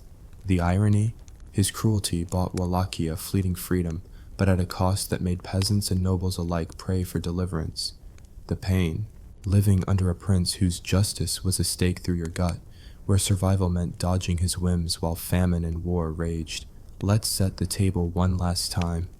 Late 1476, Vlad's back on the throne after years of exile and imprisonment. He's clawed his way up with Hungarian backing, ousting his Ottoman puppet brother Radu the Handsome. The occasion? A victory feast to rally boyars and mercenaries for a final stand against Mehmed II's inevitable invasion. The halls grimly festive, tables grown with venison, bread and sour wine, tapestries hiding bloodstains from past purges. Vlad, older now, scars etched deeper, raises a goblet, his smile sharp as ever. His guests, newly loyal nobles, wary allies, eat with one eye on the door. Per 1477 account by Antonio Bonfini. Vlad's speech is all unity, but his guards linger, hands on swords. Mid-feast, he calls out a boyar for whispered treason. The man's dragged out, impaled before dessert, his screams a grim soundtrack. The irony, Vlad's back, but his old tricks, feast, accuse, skewer, still rule. The pain, guests choking down food, knowing any could be next. Survival meant silence, flattery, and praying. Vlad's wrath fell elsewhere. Why keep feasting? Vlad's reign was crumbling. His 1462 night attack stunned Mehmed, leaving 20,000 impaled corpses to scare the Sultan off. But it wasn't enough. Radu, backed by Ottomans, took the throne. Vlad fled to Hungary, only to be imprisoned by King Matthias Corvinus from 1462 to 1475, betrayed by allies who feared his volatility. Released, he returns in 1476, desperate to hold Wallachia. These final dinners were loyalty tests, weeding out doubters before the Ottoman hammer fell. A 1476 chronicle by Michel Beheim claims Vlad impaled 200 at one such feast, targeting nobles who'd flirted with Ottoman envoys. The absurdity, he's fighting to save Wallachia, yet kills its elite, weakening his own cause. Survival for Vlad meant terrorizing his own to scare the enemy, a paradox that bled his land dry. Vlad's etiquette rules reach peak insanity. Rule 6, loyalty or nothing. Doubt his cause, you're skewered. A 1476th tale. A mercenary captain, dining at Vlad's table, questions the war's cost. Vlad, per Bonfini, has him impaled mid-sentence, his body hoisted outside the hall. Rule 7, no mercy for weakness. A noble trembling during a toast is deemed cowardly, impaled by dawn. The pain, constant dread, where a shaky hand or hesitant nod meant death. Survival meant acting fearless, even as your heart pounded like a war drum. The final battle looms. December 1476, Vlad faces Ottoman forces near Bucharest. Before it, he hosts a war feast, rallying his ragtag army. Picture it, a makeshift camp, tables of stale bread and salted pork, men in patched armor. Vlad toasts to Valhalla-style glory, but his men know the odds. Ottomans outnumber them 10-1. Some, per Beheim, are impaled for desertion fears, their stakes lining the camp. The battle's a rout. Vlad's killed, possibly by a traitor's blade. His head, per Chalco-Condals, is sent to Mehmed, displayed in Constantinople. His body? Maybe buried at Snagov Monastery, though 2025 digs found no trace, fueling myths he never died. The irony, Vlad's final feast rallied men to a doomed fight, his legend outliving his corpse. The pain, soldiers dying for a prince whose terror matched the enemy's. Comment, break. If you're at Vlad's last feast, what's your move to survive? Fake loyalty or sabotage his wine? Drop your plan below. Let's see who outlives the Impaler. The Dracula myth is born. German pamphlets post-1462 spread tales of Vlad dining amid impaled bodies, dipping bread in blood, exaggerated but rooted in truth. By 1490, Dracula pamphlets in Nuremberg paint him as a monster, justifying Hungary's imprisonment. Bram Stoker, 1897, borrows the name, weaving vampire lore from Wallachian whispers in Vlad's bloody rep. The absurdity, a prince fighting for independence becomes a fictional bloodsucker, his stakes twisted into fangs. The pain, Vlad's real victims, boyars, peasants, Ottomans, fade into myth, their suffering a footnote to Gothic horror. Wallachia's people paid the price. Peasants spared Vlad's worst purges still faced Ottoman raids, burning villages, enslaved families. A 1476 account notes 10,000 Wallachians enslaved post-battle. Taxes crushed them, famine killed more than stakes. Women wove cloth, men carved stakes, kids died young. Half didn't reach 5, per plague records. Vlad's forest of the impaled deterred enemies but fouled wells, spreading dysentery. The irony, his war for freedom poisoned his land, his feasts breeding disease as much as fear. Survival meant eating scraps, dodging raiders, and praying Vlad's next dinner wasn't your last. Stories seal the horror. A 1475th tale, per German accounts. A boyar's son, invited to dine, spills wine from nerves. Vlad, laughing, impales him, joking he's clumsy as a Turk. Another, a peasant woman fed for honesty, admits hiding grain from taxes. Vlad burns her village as punishment. The pain, lives erased for trifles, families broken by a prince's whim. Survival meant playing his game, knowing the rules shifted with his mood. Vlad's legacy is a paradox. To Wallachians, he's a folk hero, per 16th century ballads, a scourge of boyars and Ottomans. To Saxons, Hungarians, he's a devil, their pamphlets fueling Dracula myths. A 2025 Live Science piece notes his impalements, 40,000 to 100,000 estimates vary, were standard for the era, matched by Ottoman and Hungarian cruelties. Yet Vlad's flair, his dinner party traps, made him infamous. The irony, he saved Wallachia, briefly, but his terror ensured its ruin, his name a synonym for horror. Modern echoes persist.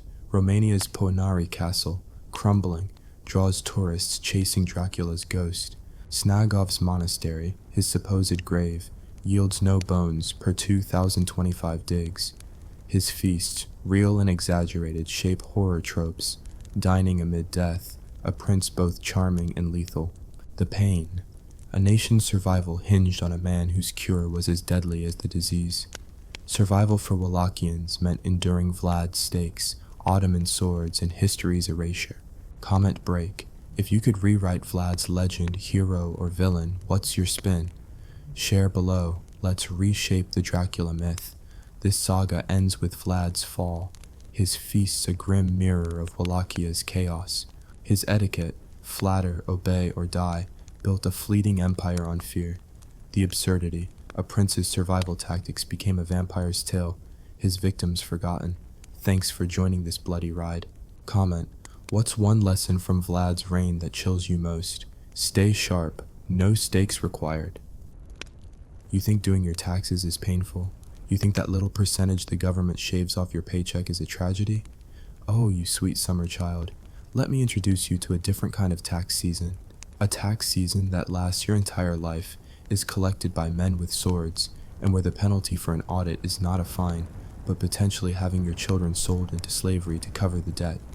This isn't a dystopian fantasy.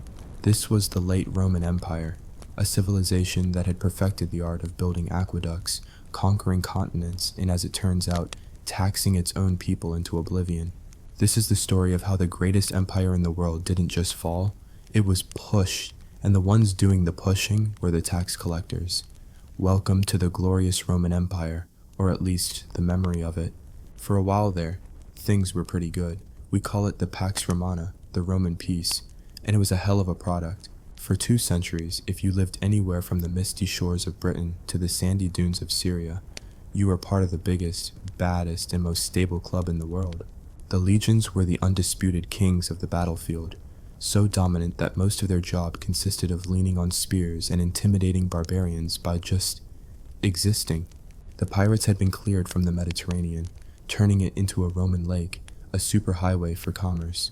You could ship grain from Egypt, wine from Gaul, and that ridiculously pungent fish sauce, garum, from Spain, all protected by the Roman navy.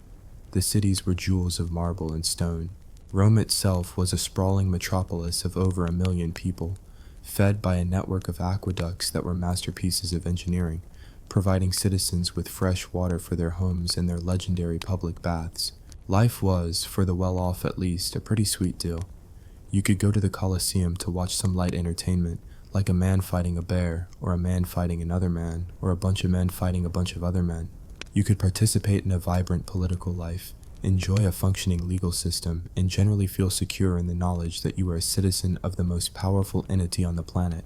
The Roman world was ordered, it was prosperous, and it felt like it would last forever. It was a machine that had perfected itself.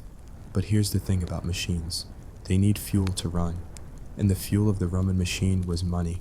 Cold, hard, shiny money, and that fuel was about to run out. The Golden Age came to a screeching, bloody halt in the 3rd century. Historians, with their typical flair for understatement, call this period the crisis of the 3rd century. A more accurate name would be the "oh gods, everything is on fire all the time" century. It was 50 years of pure, unadulterated chaos. The empire was like a car that had lost its wheels, its engine, and its driver, but was still somehow careening down a mountain. The problem started at the top. The job of Roman emperor went from being a prestigious, lifelong position to a temporary gig with a shockingly high mortality rate. It was the age of the barracks emperors. The rules were simple. If you were a general with a big enough army and loose enough morals, your soldiers could just declare you emperor. This was great for you. You get a purple toga, a palace, and the adoration of, well, your soldiers, for about 10 minutes. Because as soon as you became emperor, you became the #1 target for every other ambitious general with an army. The average reign of an emperor during this period was shorter than the shelf life of a loaf of bread. Let's play a quick game of Name That Emperor. You had Emperor Maximinus Thrax, a giant of a man who was allegedly 8.5 feet tall and was proclaimed emperor by his troops. He ruled for 3 years before his own troops got sick of him and murdered him. Then you had the year 238, the legendary year of the 6 emperors. You had Gordian I and his son Gordian VI, who became co-emperors and were both dead within a month. Then the Senate appointed Pupinus and Balbinus. They hated each other so much they were constantly arguing. The Praetorian Guard, the emperor's supposed bodyguards, got so annoyed by their bickering that they stormed the palace, stripped them naked, dragged them through the streets, and then killed them both. The throne wasn't a seat of power anymore. It was a death sentence with a better view. This revolving door of doomed emperors wasn't just a political problem. It was an economic catastrophe. Every time a new general got hailed as emperor, he had to pay for it. He needed to reward the soldiers who put him in power with a massive bonus, a donative, and he had to fund constant civil wars against the other 5 guys who also claimed to be emperor. Where did all this money come from? It was supposed to come from the mines, from the silver and gold that made up Roman currency. But centuries of extravagant spending and a lack of new conquests meant the mines were running dry. The treasury was empty, so the emperors did what any financially desperate person with a mint would do. They started cheating. They began a process called debasement. They would take a silver coin, the denarius, and melt it down. Then they'd mix that silver with a whole lot of cheap metal, like copper or bronze, and mint a bunch of new coins. At first it wasn't so bad. A coin that was 95% silver became 90% silver. Who would notice? But as the crisis deepened, the fraud became more and more blatant. By the middle of the 3rd century, the silver denarius was basically a bronze coin with a thin, pathetic wash of silver on the outside. It was the ancient equivalent of a chocolate coin wrapped in foil. It looked the part, but one scratch and you saw the cheap garbage underneath. This, as you can imagine, led to hyperinflation. Prices for everything exploded. Why would a merchant sell you a loaf of bread for a handful of coins that he knew were worthless? The price of wheat, for example, increased by over 200 times during the 3rd century. People's life savings were wiped out. Trade ground to a halt. The economic engine of the empire was seizing up. The machine was running out of fuel. The whole system was on the verge of complete collapse. And then a man named Diocletian came along.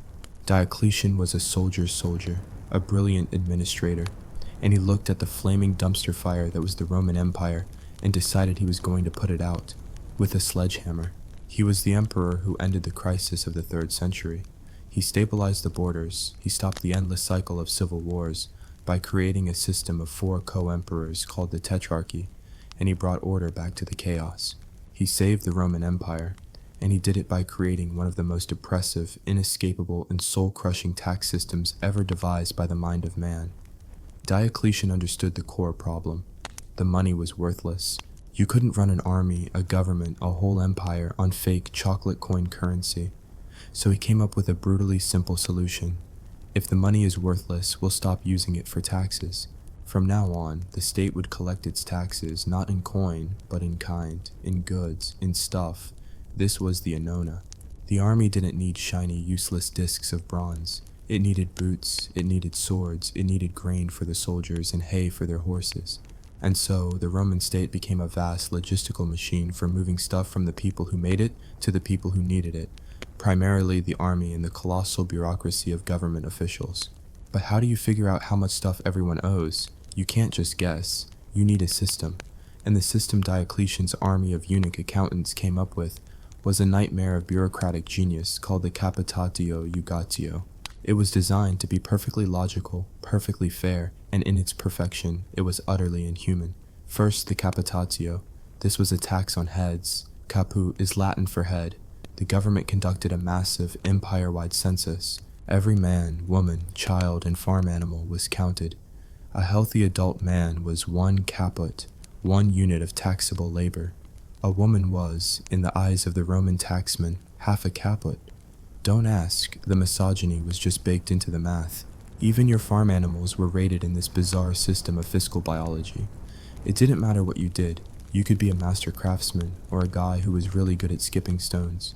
You had a head, you had a value, and the state was going to tax that value. Second, the iugatio. This was the tax on land. A iugum was a unit of land, but it wasn't just about size. Oh no, that would be too simple. The Roman assessors graded the land based on its quality. Was it prime vineyard land in Italy? That was one category. Was it decent wheat-growing land in Egypt? Another category. Was it a rocky patch of goat pasture in Greece? Yet another. They counted your olive trees. They counted your grapevines. They created a vast, terrifyingly detailed Domesday book of the entire empire, assessing the productive capacity of every single field. Then, they put the two together. The state would calculate how much grain, wine, oil, and leather it needed for the year. Then they'd look at their big book of heads and land, do some horrifyingly complex math, and assign a tax quota to each province. The province would assign it to each city, and the city would assign it to each landowner. And you, the humble farmer, would get a visit from a man with a scroll telling you that this year, you owed the state 10 sacks of wheat, 2 barrels of wine, and a new pair of boots for a soldier you'd never meet. And you had to pay. But Diocletian's masterstroke of oppressive genius was how he made sure nobody could escape the system. He passed a series of edicts that essentially froze society in place. Professions became hereditary. If your father was a baker, you were a baker. You would bake bread for your city and pay your taxes in bread for the rest of your life. And so would your son and his son. If your father was a soldier, you were a soldier. If your father was a tenant farmer, a colonist tied to a specific piece of land, then you were too. You could not leave, ever. The Roman Empire, which had once offered a dream of social mobility, of rising through the ranks, had become a caste system. You were born into your economic destiny. The state had decided what you were, and you were that person until you died. There was no escape, no changing careers, no moving to a new city to start over. You were a cog in Diocletian's great machine, and your only job was to turn and to produce until you broke. And who were the men who had to enforce this brutal system? Who were the ones knocking on your door to take your grain? They were the decurions, the local city councilmen, and Diocletian had a special kind of cruelty reserved for them. He made them personally liable for any shortfall in the tax collection. Let's say your town's tax assessment was 1,000 sacks of grain. If the decurions only managed to collect 900 sacks, because of a bad harvest or because people had fled, they had to provide the missing 100 sacks themselves, out of their own pockets, out of their own land. This turned every local official into the most desperately motivated tax collector imaginable. He wasn't some faceless bureaucrat from the capital. He was your neighbor, a man whose own survival depended entirely on his ability to squeeze every last drop out of you and everyone else. He was a predator, created by a system that gave him a simple choice: ruin his neighbors or be ruined himself. So, the stage is set. The empire has been saved. The borders are secure. The civil wars are over. But the price of this stability is a rigid, inescapable, and utterly crushing tax system. You are a farmer in Gaul, or a craftsman in Syria, or a merchant in Egypt.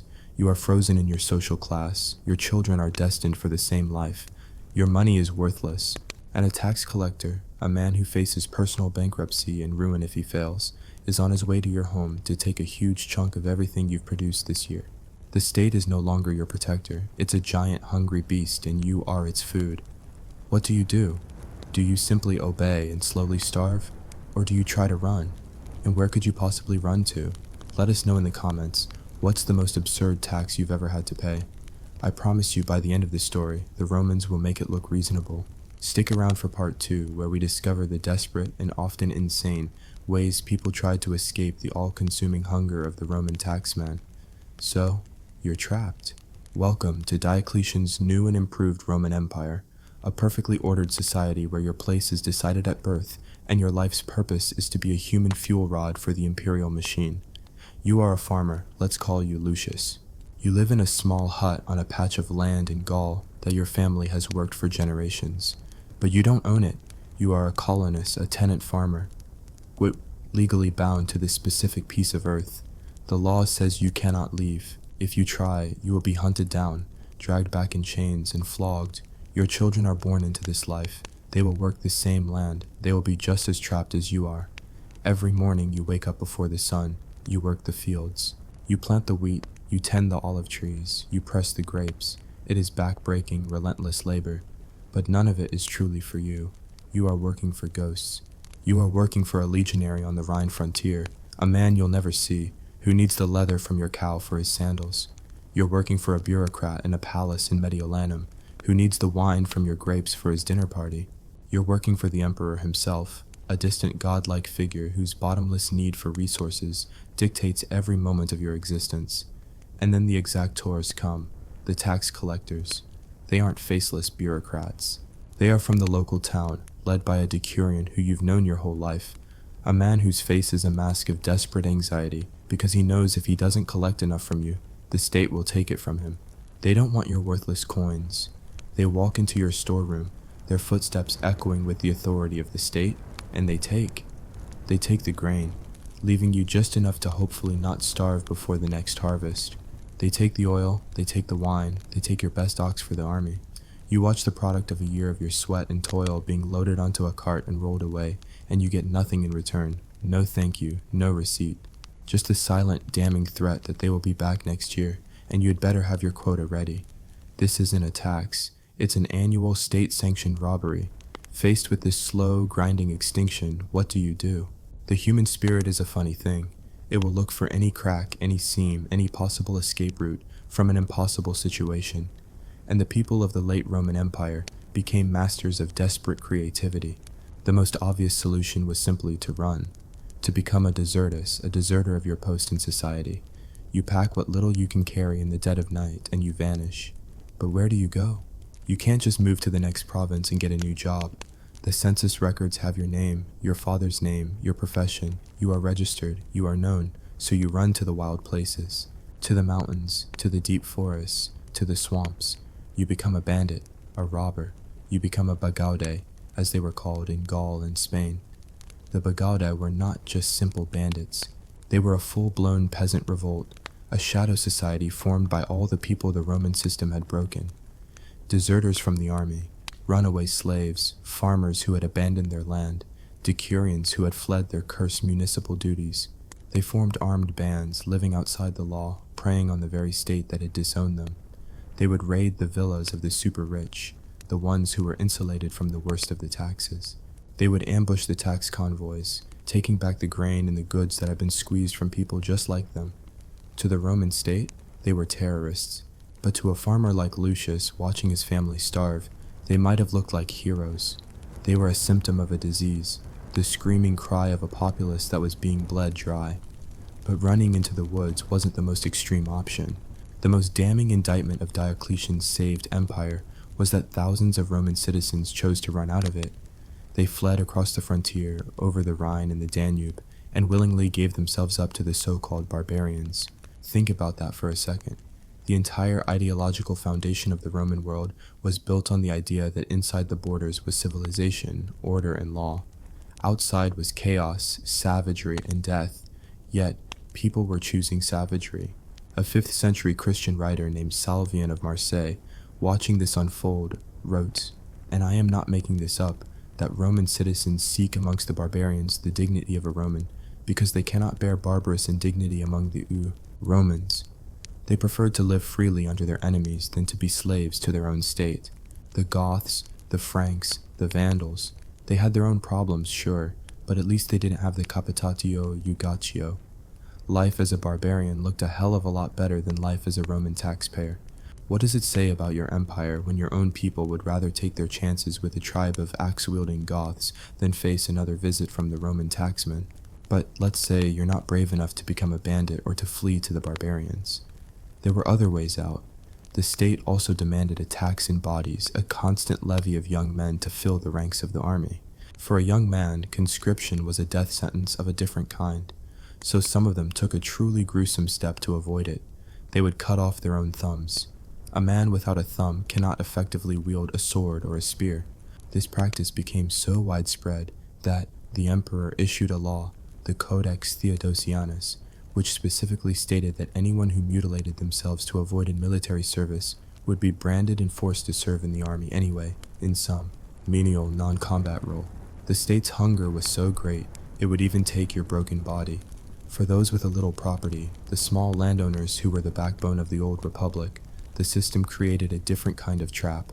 A bad harvest could be a death sentence. If you couldn't pay your tax in grain, the state would seize your land. You would lose everything. So a new disastrous social phenomenon emerged, patronage. You, a small farmer, would go to your local mega landlord, the powerful senator who owned a vast estate, a latifundium the size of a small city. You would give him your land. In return, he would offer you his protection, his patrocinium. He would add your land to his massive holdings and pay the taxes on it, something he could easily afford.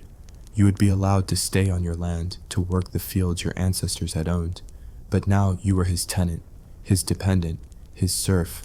You had traded your freedom and your property for mere survival. This process was like a slow-motion economic cancer. It systematically destroyed the Roman middle class, the independent yeoman farmer. All the wealth and all the land flowed upwards, concentrating in the hands of an impossibly rich and powerful senatorial aristocracy. These elites, with their private armies of bodyguards and their immense political connections, were often powerful enough to simply tell the tax collectors to get lost. They would bribe officials, intimidate assessors, and hide their assets. The state, too weak to take on these powerful magnates, would simply shrug and increase the tax burden on everyone else. The poor got poorer, the rich got richer, and the middle class vanished entirely. And what about those poor decurions, the city councilmen forced to be the public face of this monstrous system? It was a role so terrible, people would do anything to avoid it. The position, once a source of immense local pride and a stepping stone to higher office, became a hereditary curse. If your father was a decurion, you had to be one too. We have records of men trying to sell themselves into slavery, or fleeing to the barbarians, just to avoid having to join the city council. The state had to pass laws forcing them to serve, chaining them to their miserable duty of bankrupting their friends and neighbors. It was a perfect engine of social destruction, turning community leaders into hated oppressors. The empire was no longer a commonwealth, a res publica, a public thing. It had become a protection racket, a vast predatory state waging a relentless, low-grade war against its own population. The emperors in their distant palaces didn't see the human suffering. They saw the numbers. They saw the grain shipments arriving to feed the army. They saw the gold extorted from the provinces to pay for their courts and their soldiers. In their eyes, the system worked. The machine Diocletian had built was brutally effective, but it was a machine that was consuming its own parts. It was buying short-term survival at the cost of its own soul. The bonds of trust, of loyalty, of shared identity that held the empire together were being systematically dissolved by acid of extortionate taxes. And what happens when a state has lost the loyalty of its people? What happens when everyone is just looking for a way out? What happens when a real enemy, an external enemy, finally knocks on the door? Who is going to be willing to fight and die for the tax collector? Let us know in the comments. Would you run, would you hide, or would you join the Bogodai? In part 3, we'll see what happens when the barbarians stop being a refuge and start being the new management. So, the Roman world is divided into 3 types of people. You have the super rich, hiding in their fortified villas like medieval kings, so powerful they practically ignore the taxman. You have the desperate and the broken, who have run off to become bandits in the woods or have thrown themselves at the mercy of the barbarians. And then you have everyone else. The vast silent majority trapped in the machine, their heads down, just trying to survive another year, Another harvest, another visit from the exactors. The loyalty is gone. The patriotism has curdled into resentment. The empire is no longer a glorious idea, it's a boot on your neck. And here's the problem with having your head down. You don't see what's coming over the horizon. For generations, the barbarians on the frontiers were a manageable problem. A bit of raiding here, a skirmish there, but the legions always pushed them back. They were the scary monsters in the stories you told your children. But in the late 4th century, the monsters got scared of something even bigger and meaner. Out of the vast, unknowable steppes of Central Asia came a nomadic people so terrifying, so alien, that they seemed to be a force of nature. The Huns, the Goths, a collection of tribes living along the Danube frontier, were directly in their path. And so they did what any sensible person does when a hurricane is coming. They ran. In the year 376, a massive group of Goths, tens of thousands of them, men, women, and children, appeared on the northern bank of the Danube River, the border of the Roman Empire. This wasn't an invasion, it was a refugee crisis. They begged the Emperor Valens for permission to cross, to be settled on Roman land as allies, to be given food and protection. To the Romans, this looked like a golden opportunity. The empire desperately needed more bodies, more soldiers for the army, more farmers to work the abandoned fields, more heads for the capitatio tax rolls. It was a win-win. So, Valens agreed. He let them in.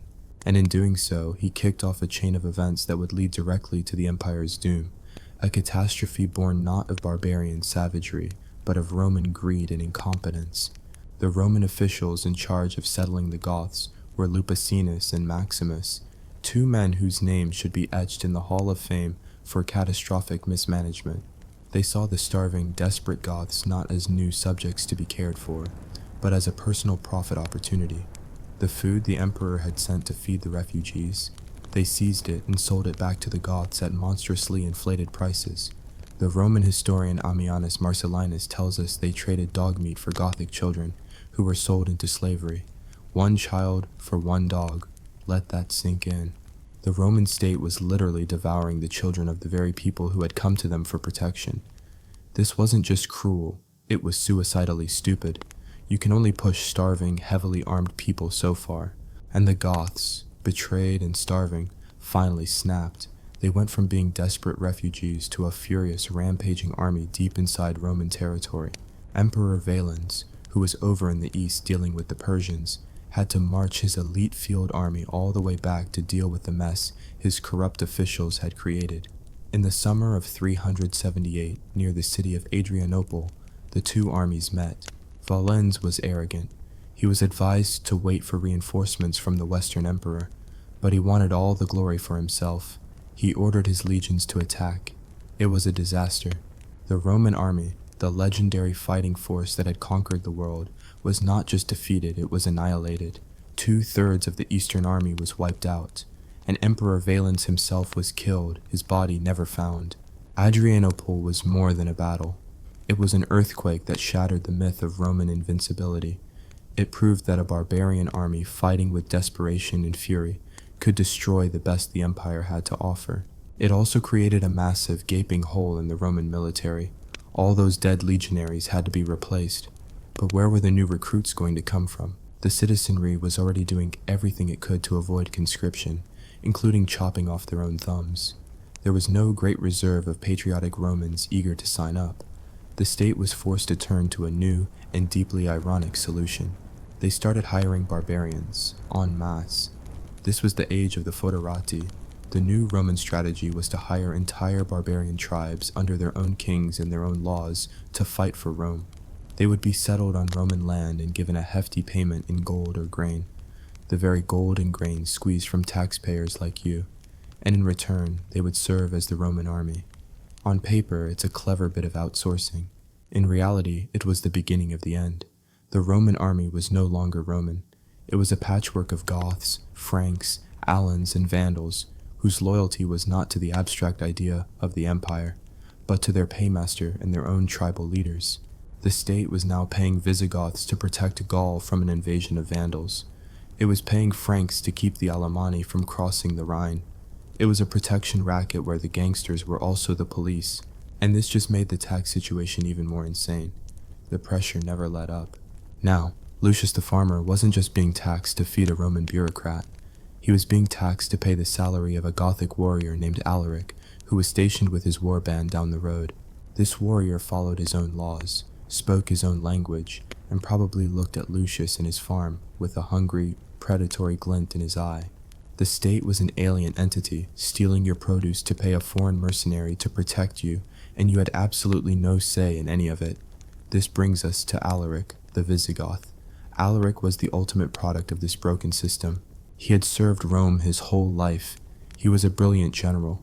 He had fought and bled for the empire, and he felt he and his people were not being respected, or more importantly, not being paid what they were owed. So he did what any disgruntled Roman general of the era did. He rebelled. The only difference was that his army was the entire Visigothic people. For years he marched his people up and down Italy, demanding land, titles, and gold. It was a violent negotiation, a labor dispute with swords. The Roman court, safe behind the impenetrable marshlands of Ravenna, repeatedly bungled the negotiations. They insulted him, they lied to him, they refused his demands. Finally, in 410, Alaric had had enough. He marched on the city of Rome itself, the eternal city, the heart of the world, which had not been breached by a foreign enemy in 800 years. And what happened was perhaps the most telling moment in the whole saga. The citizens didn't fight to the last man. There was no heroic citywide defense.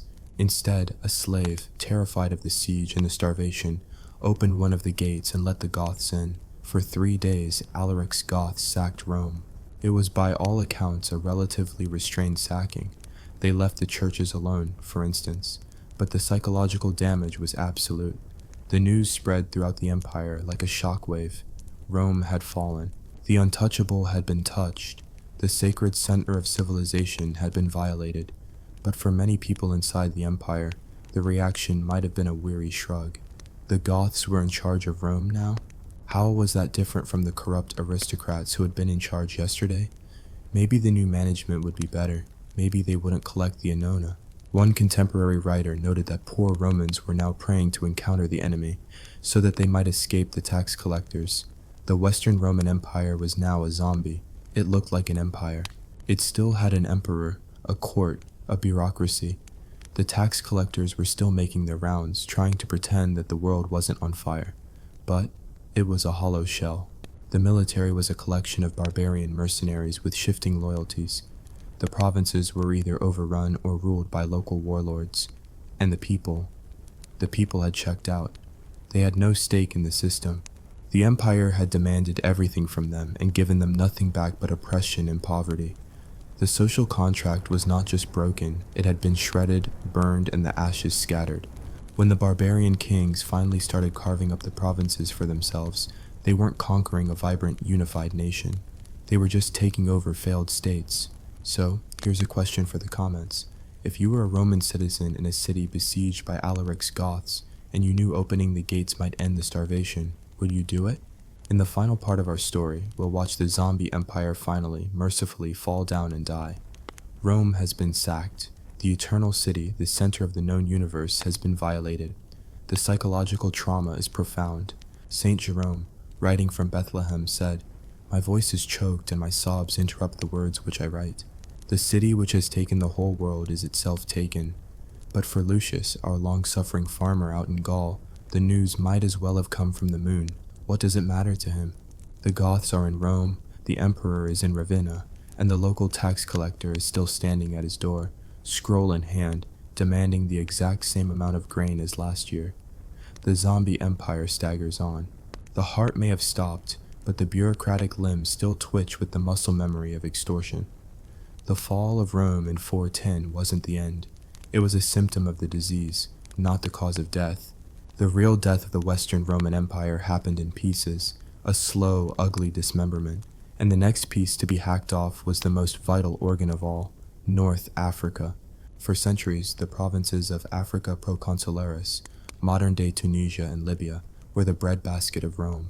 The vast fertile estates there produced the grain that fed the capital's massive population and a huge portion of the tax revenue that paid the army. And in 429, A Germanic tribe called the Vandals decided they wanted it. The Vandals, led by their cunning and ruthless king, Gaiseric, did something no barbarian tribe had done before. They built a fleet. They crossed the Strait of Gibraltar and stormed into North Africa. The Roman defense was pathetic. The province, which hadn't seen a serious war in centuries, fell quickly.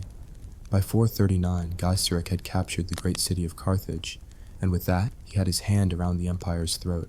He controlled the grain supply. Rome, the city, was now at the mercy of a barbarian king for its daily bread.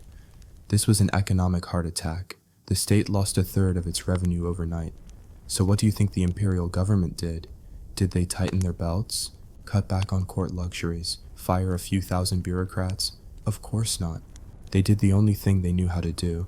They went back to the remaining provinces, what was left of Gaul, Spain, and Italy, and raised the taxes on everyone else to make up for the shortfall. The pressure on the survivors became even more unbearable. The machine was breaking down, it was losing parts, but instead of slowing down, the pistons were ordered to pump even faster, grinding what was left of the engine into dust. Now, as if things weren't absurd enough, let's bring back the Huns. Attila the Hun, the scourge of God, had built a massive empire in the east and was now looking west, with an eye for plunder. The Huns were the apex predators of this chaotic world, and they forced the Romans into the most ironic alliance in history. In 451, Attila invaded Gaul, and who was there to meet him?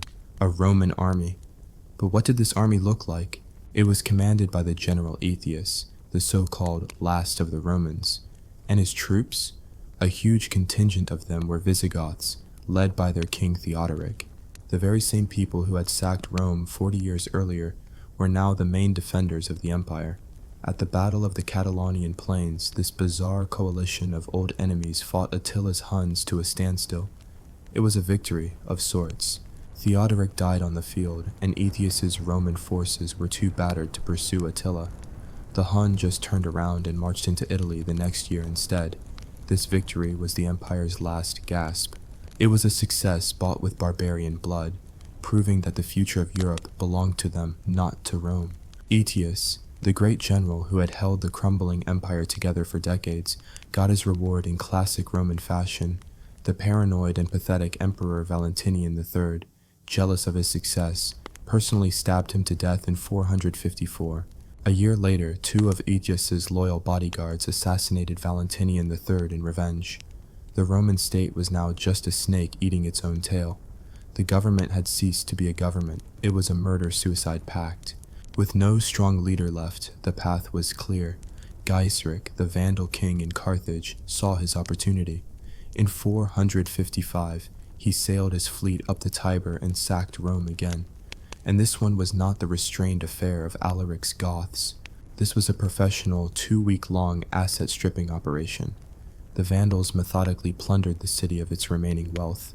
They took everything: gold from the imperial palace, holy relics from the churches, even the gilded roof tiles from the temple of Jupiter Optimus Maximus. The sack was so thorough, so systematic, that it gave us a new word: vandalism. The city of Rome was now a hollowed-out ruin, a symbol of a forgotten glory. The last 20 years of the Western Roman Empire are a farce. The real power was held by a series of barbarian generals, the Magister Militum, or Master of Soldiers. Men like Ricimer, a Suebian Visigoth, who would appoint and depose emperors at will. The emperors themselves were puppets, shadow emperors, who controlled little more than the Italian peninsula, and were lucky to last a year or two before their barbarian master got tired of them. They were phantoms in purple robes, presiding over a ghost of an empire. The end, when it came, was almost an afterthought, a bit of administrative tidying up. In 476, the latest barbarian general in charge of Italy, a man named Odoacer, got a demand from his mercenary troops.